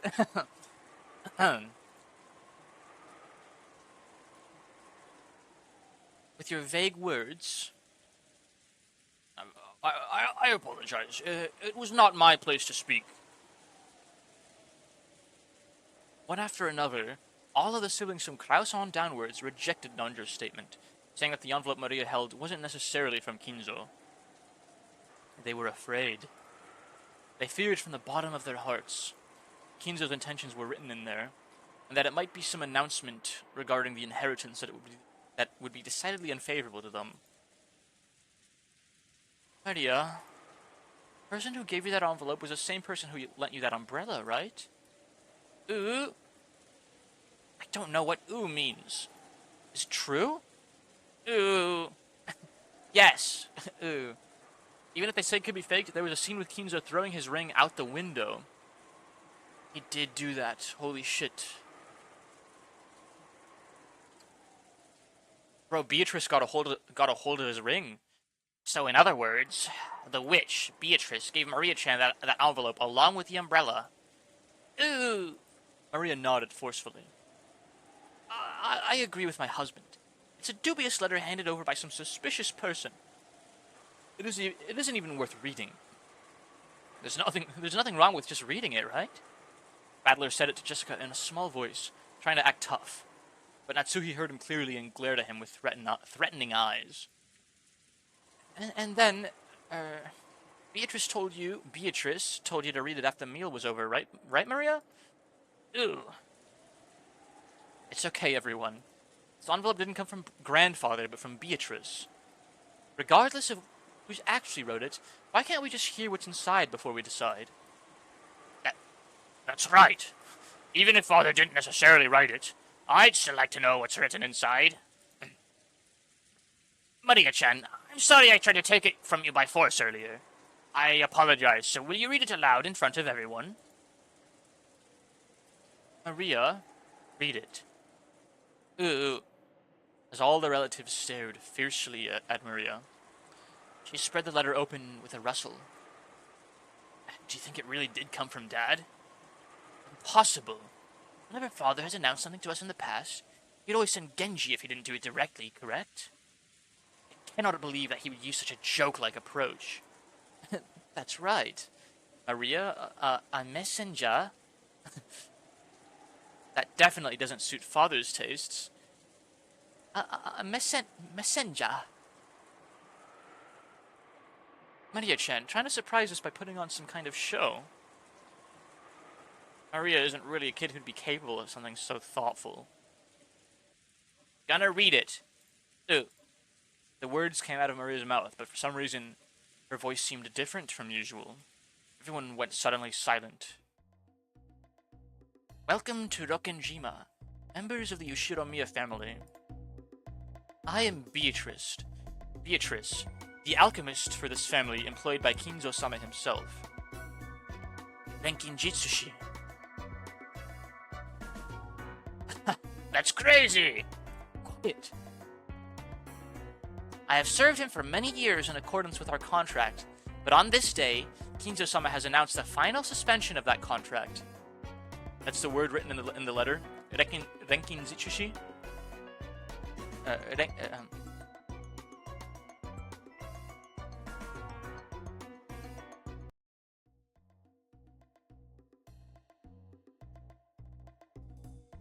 Shit, I can't read this. Forgot it kind of starts over.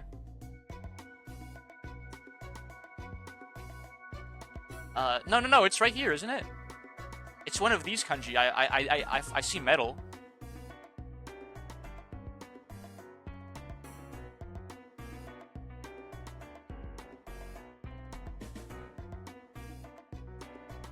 Renkin Jitsushi no Beatorishe.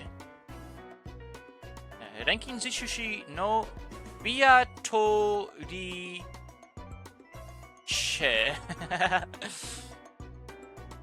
Beatrice the Alchemist, literally. Or Beatrice belonging to the Order of Alchemists, I think. Something like that. I like it. I like it.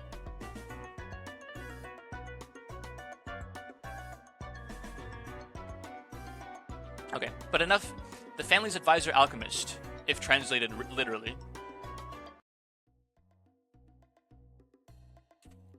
But enough spazzing out over Japanese that I don't know.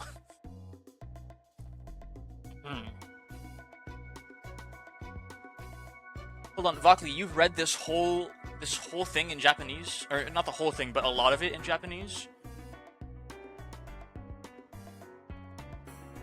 Yeah. That's impressive. I will get there someday. Almost everything in Japanese. I will do so as well. One day. Would that be a fun stream? Probably not. I'd probably something to do on my own.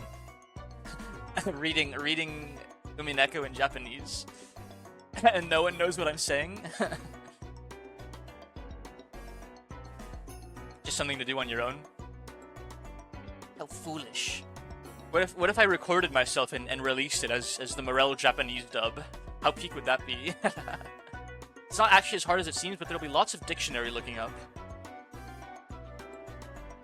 How foolish. What nonsense. It'd be funny. That'd be a long project. I can't stand to listen to it. And now, there is one part of the contract that must be explained to all present. I, Beatrice, lent Kinzo-sama a vast quantity of gold under certain terms. One of these terms specifies that all the gold is to be returned to me upon termination of the contract.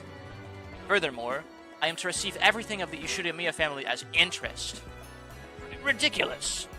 It's been ridiculous from the very beginning. So it's basically one of those things, right? Doesn't it sound like one of those contracts with the devil? Oh! Hold it. The contract has expired, so they've come to collect the interest. Is she trying to grab some retirement money for her old age or something? What a cheeky witch. Battler-kun, how is it that time to joke around? Battler made a face to ask, if I can't make fun of this, what can I make fun of? Some of the adults' faces were pale, while others looked dazed.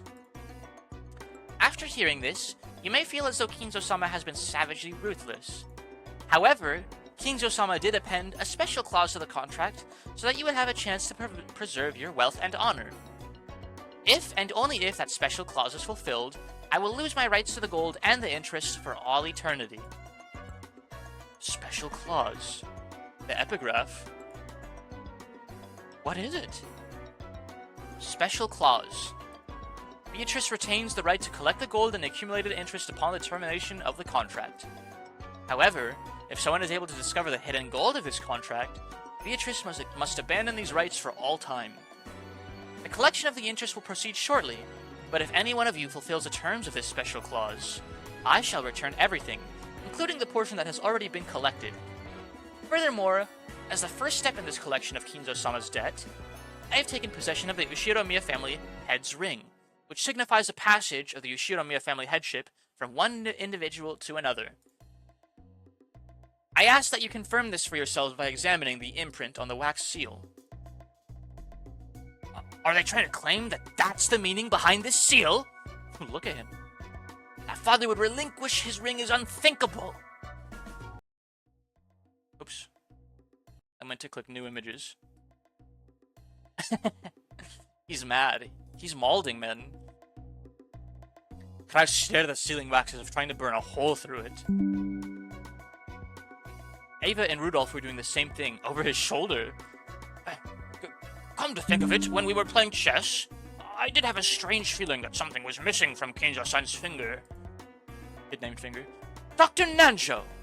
Don't say something so careless just because of a vague memory. We can't prove its authenticity here. Only by asking Father directly, we determine whether he really handed over his ring and whether this letter tells the truth. That's right. It's just as Kitty-san says. Do you really think Kinzo-san will tell you? After all, that person's thoughts sometimes surpass the bounds of common sense. No matter what happens, it's still nonsense. In the first place, the illusion of gold itself is one of Father's tricks. I've already heard enough talk of that gold from the rest of you. But this is the witch speaking, right? About how the inheritance and all of the assets will be handed over to the one who finds the gold, right? So, maybe Beatrice-sama is Father's legal advisor or in charge of his funds. We can't possibly trust some strange person who entrusts such a suspicious paper to a child. Aniki, we need you to be frank with us. Is it possible Dad's assets are being managed by someone you don't know? No, that's impossible. As a family head's representative, I control all of Father's assets.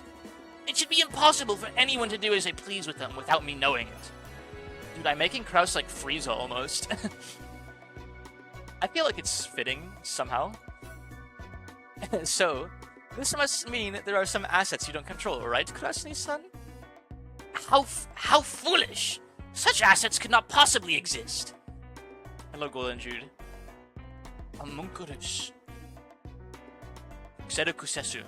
Kuseru kusesu. Excuse me. Oh, but there is such a thing. An asset of Father's that you don't control. There is no way such a thing could exist. No, it does. It's Father's. No. Beatrice's hidden gold. Let's keep it simple.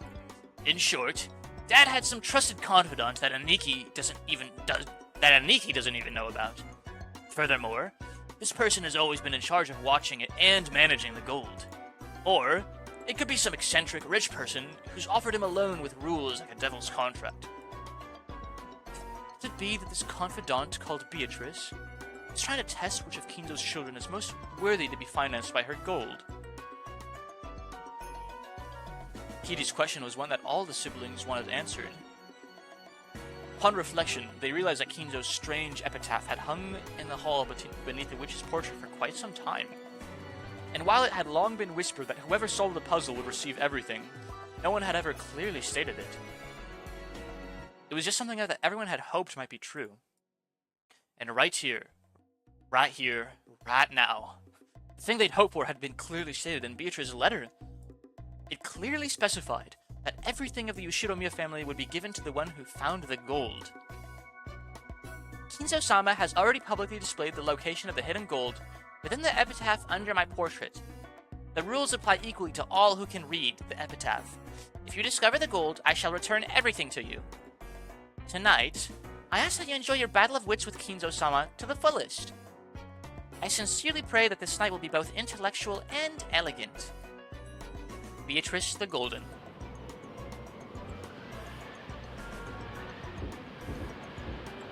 Father? I know you can hear me! Please respond!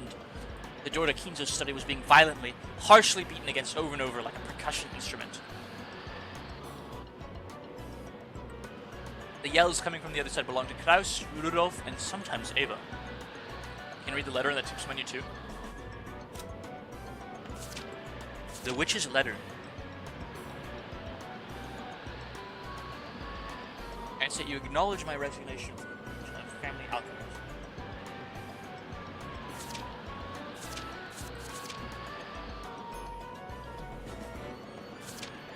Okay. It was the siblings who were trying to intrude upon Kinzo's study to question him about the truth behind that mysterious letter. Kinzo was eating. An elegant tablecloth was set over the desk, and the fabulous dinner that had adorned the table down in the dining hall was reproduced here. Kinzo continued his meal in silence. Shannon, taking away an empty plate, looked uncomfortably between the door being pounded on in Kinzo's face. Everyone is calling for you. What should I do? Leave them. God and my meals both hold silence as a virtue. Should I silence them? There's no need. It doesn't even reach my ears. Kinzo enjoyed his food, apparently indifferent. Genji quietly lowered his head and took a single step back. As he did, Kennen, who stood in reserve like a shadow behind and to the side of Genji, opened his mouth. Maria-sama apparently received a letter from Beatrice-sama, so I imagine they want to test its authenticity. She started already then? Beatrice. I have no shortage of coins to be wagered. Shall we enjoy this night to the fullest? I don't think I'll lose. Your smile will be mine for all eternity. If I could see it one more time, I wouldn't regret losing my wealth, my honor, or even my life. Well then, the roulette has begun to spin. Which pocket will the ball fall into? Nor, Rouge, or House takes all? Come, you may begin, Beatrice. I'll show you the power of miracles once more.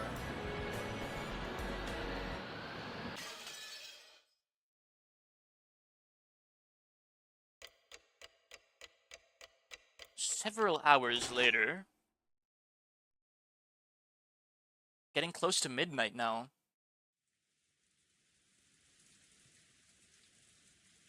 Strange letter that the witch had entrusted to Maria wiped all memories of dinner from our minds.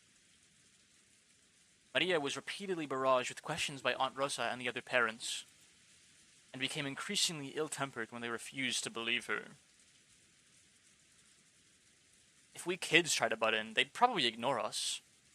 Our parents were all stirred up, firing back and forth about the gold and the distribution of the assets, completely forgetting that we were even there. I'd already guessed they'd been talking like this in the shadows, but I hadn't thought they'd be so blunt. It gave all of us kids a considerable shock. From what we could overhear, all the parents wanted more money as soon as possible, back and forth about grandfather's inheritance, back and forth about the distribution of the gold if it was found, about advance payments and cash. It was so despicable I could hardly bear to watch, even though one of them was my father. It looked like Jessica felt the same way. We left our seats without being asked to, and went to hang out somewhere and well away from our parents. I get it. Now I totally see why grandfather hates coming down for meals. I'm so disillusioned with our parents right now. All that about money and the inheritance. How can they act like that right out in the open? Well, I'm completely disillusioned. I'm already completely disillusioned with my old bastard. There's no way I could think of any worse for him. That's exactly the same for me. Still, that freaking shocked me. Shocked me to the core.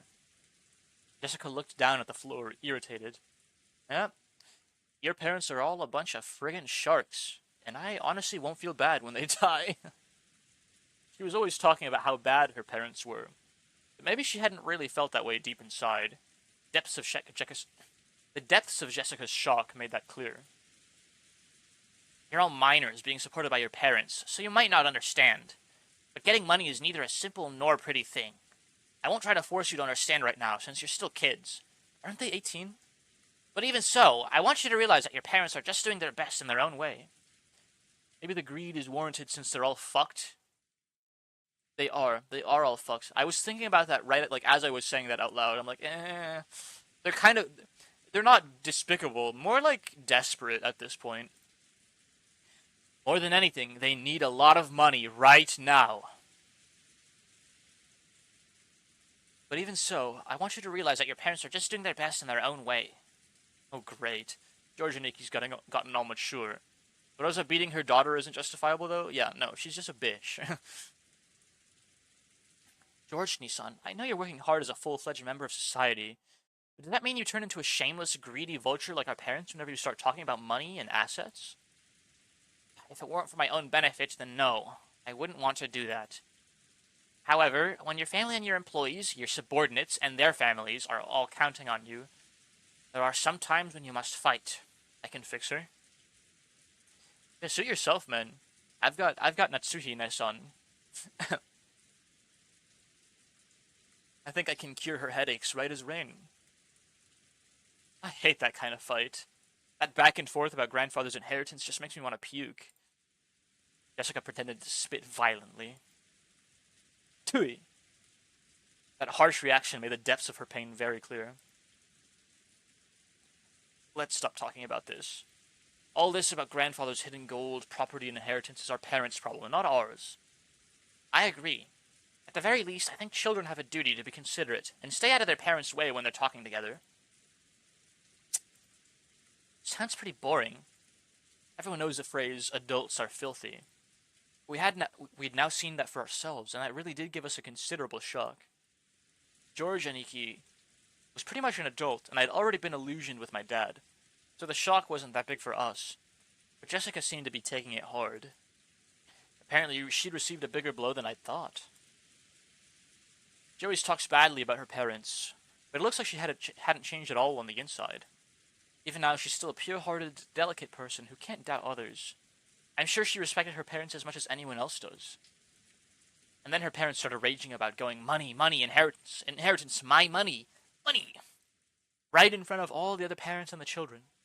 It's no surprise she received such a shock from hearing that. Jessica-chan, please don't start hating your mother and father. I won't ask you to understand them, but at least don't hate them. I get it. Just leave me alone for a bit. 6 years ago, I would have kept taunting Jessica, even after she got all dejected. But I guess I really have grown over the last 6 years. I realized it'd be better to leave Jessica alone right now. Jessica suddenly looked away sulkily and left the parlor. She probably wanted to be alone for a while. I could do nothing but wordlessly watch her back as she left. Come to think of it, I wonder where Maria-chan went. She's probably pouting in front of the portrait. Maria truly looked up to witches, and she'd expected that coming in direct contact with Beatrice and receiving the letter as proof would surprise everyone and make them happy. However, the adults had doubted its authenticity, thoroughly bombarding Maria with questions and refusing to accept her story. Even for me, it wasn't hard to imagine how much that must have hurt Maria. She didn't speak to Maria or Jessica. In the end, George, Nikki, and I just abandoned ourselves to the sound of the falling rain in the dark night. I wonder what's happening with that typhoon. Maybe there's something about it on the news. George and Nikki started walking over to the corner of the parlor where the television was. She hadn't called me over, and I really couldn't have cared less where the typhoon was on the sea now. So without going over to the television, I loitered around the window. The wind hasn't picked up that much here, but I wonder if it's horrible over the sea. I did hear about a severe storm warning on the weather report. Kitty-san. I take it those big talks between the adults are going smoothly, yeah? She seemed to catch the sarcasm. Kitty-san shrugged. I wonder if that stomachache of a discussion will continue all night. It's not gonna be fun. Well then, please enjoy playing vultures to grandfather's property as much as you'd like. I feel sick. I'll agree with you on that. If I could just slip away like you, I'd do it. Unfortunately, I can't. Even if I'm not allowed to speak. Silence, wench. We spouses have it pretty rough too. Kitty-san took a deep breath, smiling bitterly. That's right. They probably won't let Kitty-san speak, since she only married into the family. Still, as Dad's partner, she had no choice but to stay by his side and support him. She's probably had to bear the full brunt of this mental pressure, much more than me. I wasn't going to apologize, but realizing that I'd spoken too harshly, I cut the sarcasm for the time being. So how does it look? Are they still stuck on the topic of the mysterious witch, Beatrice? More or less. Those four siblings are always piling up against secret agreements when they come together to discuss the division of the grandfather's inheritance. They're saying that some unknown fifth person has appeared, and is trying to make things even more complicated. And there's no way that'll make for a peaceful conversation. Just when you think they're snarling at each other, they set up a common front. Natsuhi Nesan is not the only one getting headaches. On the one hand, they all want a larger portion than the other siblings, so they're all rivals. But on the other hand, they don't want 1 yen to be snatched up by anyone other than the siblings, so they're all allies. I hadn't been told the details, but the siblings were apparently discussing how to protect their shares under various situations, setting up ceasefire agreements and rules to prevent anyone from getting an unfair advantage, even preparing to resort to legal action if absolutely necessary. They would go this far to preserve their shares. It was so beyond disgusting, you just had to acknowledge their resilience. So, basically, Beatrice is like an assassin sent by grandfather. He probably wanted to scare the hell out of his children for talking about the inheritance without him. Thank you for the hydrate, Kaz. I have, not stopped talking for the last 30 minutes straight. Getting pretty worn out, honestly. Is there a good stopping point in the next, 30 minutes? I need a nap or something. Super sleepy. Let me see. Who is this Beatrice, I wonder? If everything she claims is true, she's a mystery figure that no one knew about until today. She also knows about grandfather's hidden gold. I might just force myself to go to hour 5 so we can get some more done. After this scene with Kitty ends. Alright. So basically I either stop right now or I keep going for another hour and a half. Thoughts, chat? I think I'm honestly good to read for a little bit longer. Even though some drowsy spell has hit me.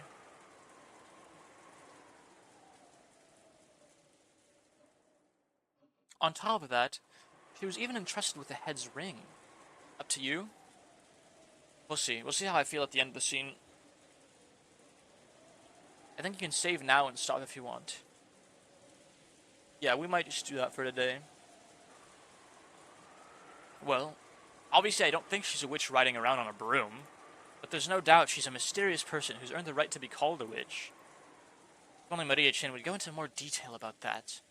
Everyone's been smothering her, even though she's just a little girl. It really scared her, and some things they might have asked now can't be asked. I wonder if those people have ever read The North Wind and the Sun. But we do know, we're going to be talking about Beatrice, so you could pause and digest the details. Yeah, I think that seems good. What we do know is that Maria received a letter from a person who took the name Beatrice. She sure is shy for a mystery person, entrusting Maria with a letter and hiding away even now, when she could have just appeared and talked to us directly. Hey, Badler-kun, you really think a person called Beatrice actually exists? Who knows? Doesn't it really seem like a false name? Like she's grandfather's representative, so she was given permission to take the name of the witch from his delusion. No, that's not what I meant. Right now, there's a total of 18 people here on Rakanjima. Do you think there's a 19th person? Are there really a full 18 people on this island right now?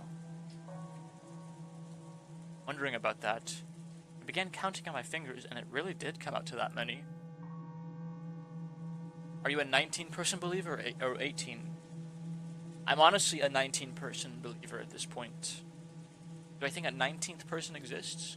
What exactly do you mean? There's too much that's gone unexplained. Thank you for the hydrate, Kaz.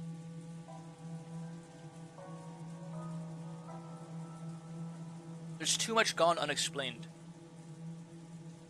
Isn't 19th too convenient and easy to solve everything? Well, Occam's razor says that the most convenient and easiest answer is usually correct. So...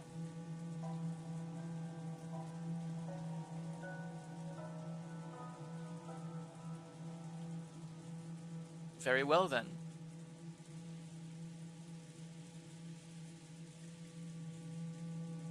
The question would be how they got on the island, and where they are right now. That's the real mystery. Stow away on the ship, maybe.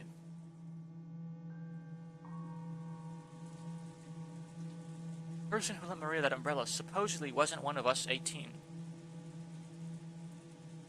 How'd they get in the island and not be noticed? So isn't it natural to assume that a 19th person exists, and that this person lent Maria the umbrella, and avoid the rain given how there's nothing barring the mansion and guest house? True. Where exactly is this person now? At the very least, she must have been on the island when it started raining. And ever since that time, the weather has grown progressively worse, so taking a boat out would be pretty much impossible. Still know about the epitaph?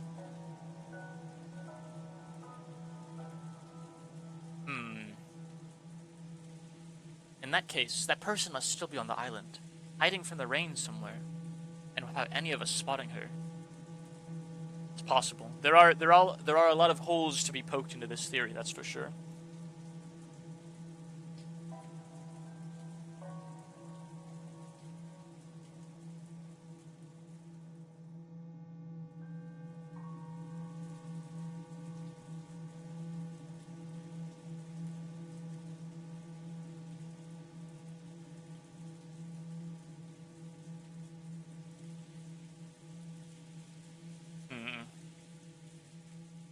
Very interesting.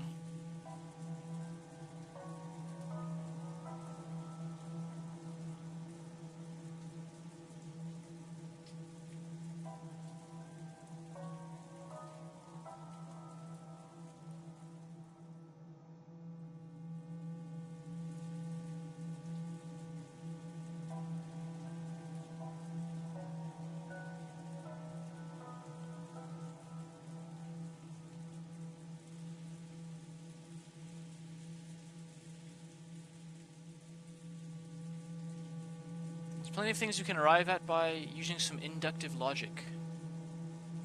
Some inductive reasoning. But this island is huge. There might be other places to take shelter from the rain, other than the mansion and the guest house. About this time, I began to realize what direction Kiri-san's suspicions were taking us in. Kiri-san was denying that a 19th person existed, because Beatrice was one of us 18. In other words, she thought someone we knew well was tricking us. If Beatrice is who she claims, she would surely be the most honored of guests. Posture check? Yeah, I'm a little hunched over my keyboard right now. There are two types of being locked in for me. Locked in but straight backed, and locked in but like hunched over my keyboard, like staring inches away from my screen.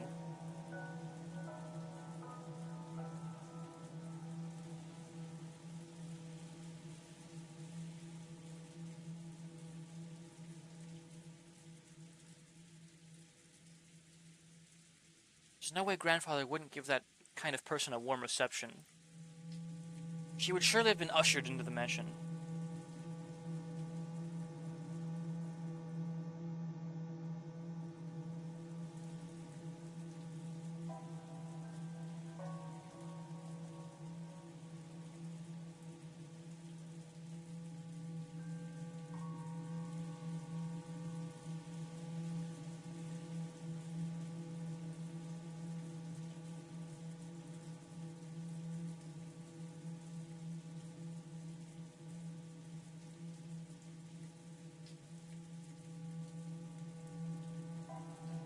However, we haven't seen anyone like that. Wait a sec, isn't this line of reasoning a bit too hasty? Sure, no one spotted this person. That doesn't mean you can deny the possibility that a 19th person exists, right? Maybe, for some reason, they landed on the island stealthily and have been hiding ever since. That's what they call a devil's proof. It's easy to prove that something exists. If Beatrice appears in front of us all and says hi, then it's settled. But it's impossible to prove that there's no 19th person. I also drank from some water, Kaz, if you missed that.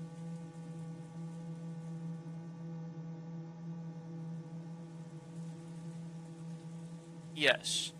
Badler-kun, your way of reasoning isn't bad. A devil's proof is a logical device.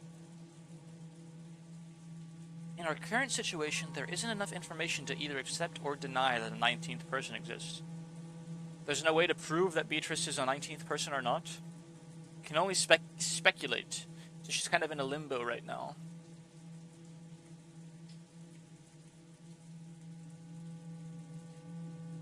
But if you spin the chessboard around and think that way, we can deny the existence of a 19th person with near certainty.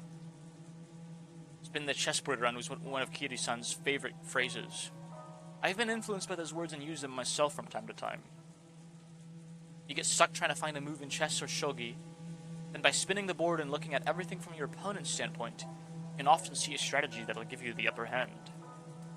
It means turning things around and putting yourself in your opponent's shoes. You see? Let's say a 19th person called Beatrice actually exists. That person must have managed, without being seen by anyone, stealthily arrive on this island and remain hidden ever since. Maybe they had some reason, okay? In that case, why did they go to all the trouble of appearing before Maria and handing her the letter? It really was a contradiction. They had some reason for hiding themselves and they should have stayed hidden the whole time. But even so, they had appeared openly in front of Maria. Then, wait, Maria said it herself. She said the witch made her a messenger. Maybe that's because Maria was the youngest and looked the most obedient. Why would they need a messenger? If they just wanted a letter delivered to the family conference, they could have mailed it. If they mailed it to each of the 4 siblings, no one would be able to ignore it. There was no need for this person to carry it themselves and secretly deliver it by hand. Yeah, that does sound pretty weird.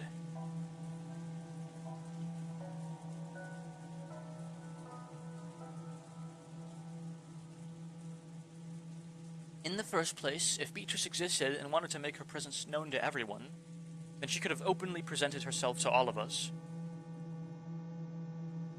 Despite that, she chose the vague method of appearing through a little girl called Maria-chan. Only gave us a vague impression of who she was. Contradiction. Let us go a little deeper, shall we? There are some holes, but Kii's reasoning is pretty valid, though it can also be countered.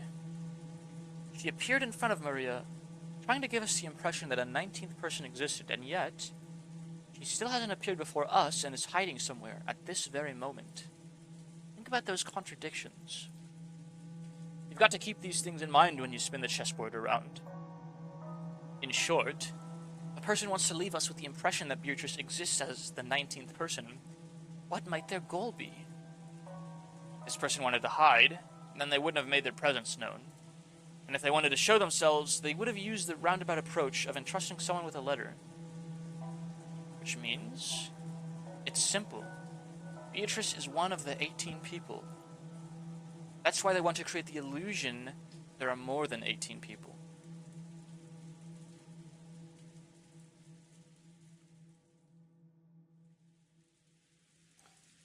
Who could it possibly be? I think that's the biggest question with that theory.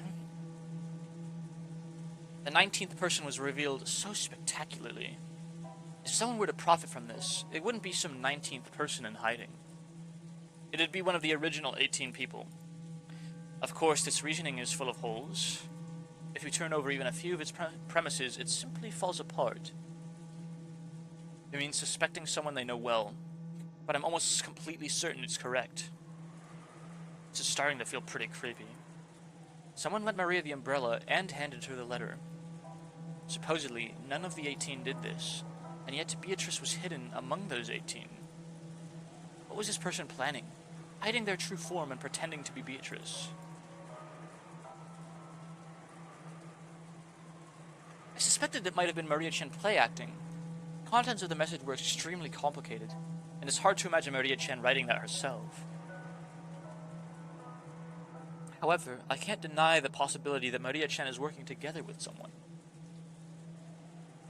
Wait a sec, Maria's a 9-year-old kid, right? What could she possibly be planning, and with whom? And what about her straightforward, overly honest, obedient nature? Yes, I also understand what kind of a person Maria-chan is. That's exactly why I think it's possible. That girl's a dreamer who can't help but look up to and blindly accept the existence of witches. So if a person appeared in front of her and claimed to be the witch Beatrice, Maria Chen would happily swallow it up, I think. So you're saying that if someone disguised themselves by wearing that fancy dress from the portrait, tricking Maria wouldn't be that hard? Of course, with that reasoning, all of us women would become the primary suspects. Anyway, who did Maria Chen encounter? Learning the details of that question would be the best key to solving this riddle. But this key has been firmly locked away inside Maria Chan's heart. Everyone denied the existence of the witch without listening to her, barraging her too much with questions about who Beatrice actually was. She probably won't open her heart to the adults now. The dim hall. In front of the portrait of Beatrice, Maria was sobbing.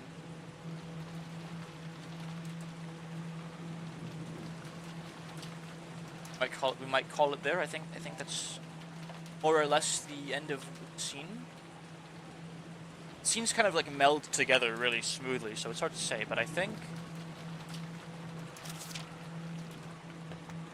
that's a good stopping point.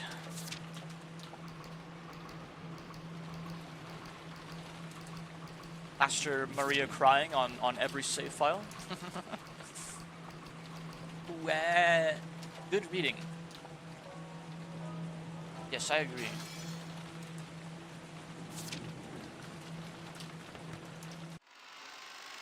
By next stream, it should be the second day. I do really want to stream Deltarune soon. The more I think about Deltarune, the more I want to stream it. So I think I'll have to sacrifice Limbus Company for a while, actually. Which is probably more or less fine. Yeah, I gotta play that eventually. Dude, it's great. It's amazing. I think the first games to go when I have so many things I want to get done are probably the card games. Like Balatro, my Balatro and Slay the Spire streams probably take the first, backseat. I think I could knock out my Delta. If I just put 2 things aside, I can knock out Deltarune in 1 week, since it's only 4 chapters right now.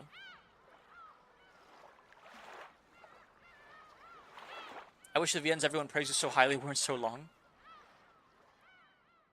So very much to do, and so little time. I'm gonna read this one dude's works, and they're all so long it'll take like 3 months. Yeah.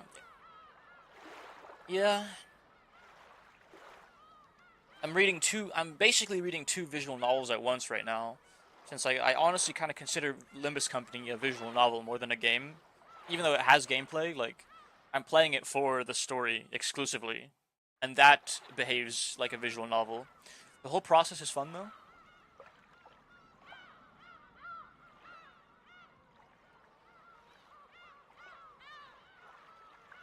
Alright, let's find someone to drop you guys off on.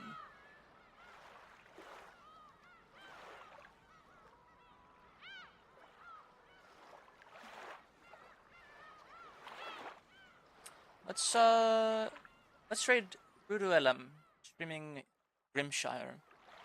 She rated me, like, yesterday or something, so let's return that love. Fun stream, though. I'm glad you enjoyed it. I hope everyone else did, too. I'm growing more and more vested in Umineko, and I'm very much looking forward to see how things develop and what more of the mystery unravels, as I'm certain even more questions are gonna rise in the coming like read-throughs. Start is slow, but it pays off so much. Yeah, I can tell. It's like a snowball. I have to think long and hard about next week's schedule because I want to read Umineko. I want to play Limbus. I want to play Deltarune.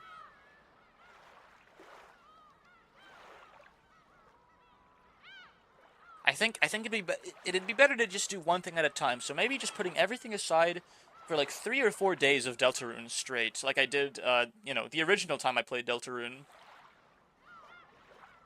Next week or the following week, I'll just dedicate mostly to Deltarune, just to get it out of the way, because it's gonna be sitting in the back of my head for a long ass time if I don't get it out of the way. Slash raid. And when is Fear and Hunger scheduled? I was gonna do it after I finished Umineko, but then I realized that Umineko is literally gonna be like a months-long project, just like Limbus Company has been. So I just need to like get down on my hands and knees, apply the elbow grease, play Limbus Company, and actually like go through the chapters at a reasonable rate.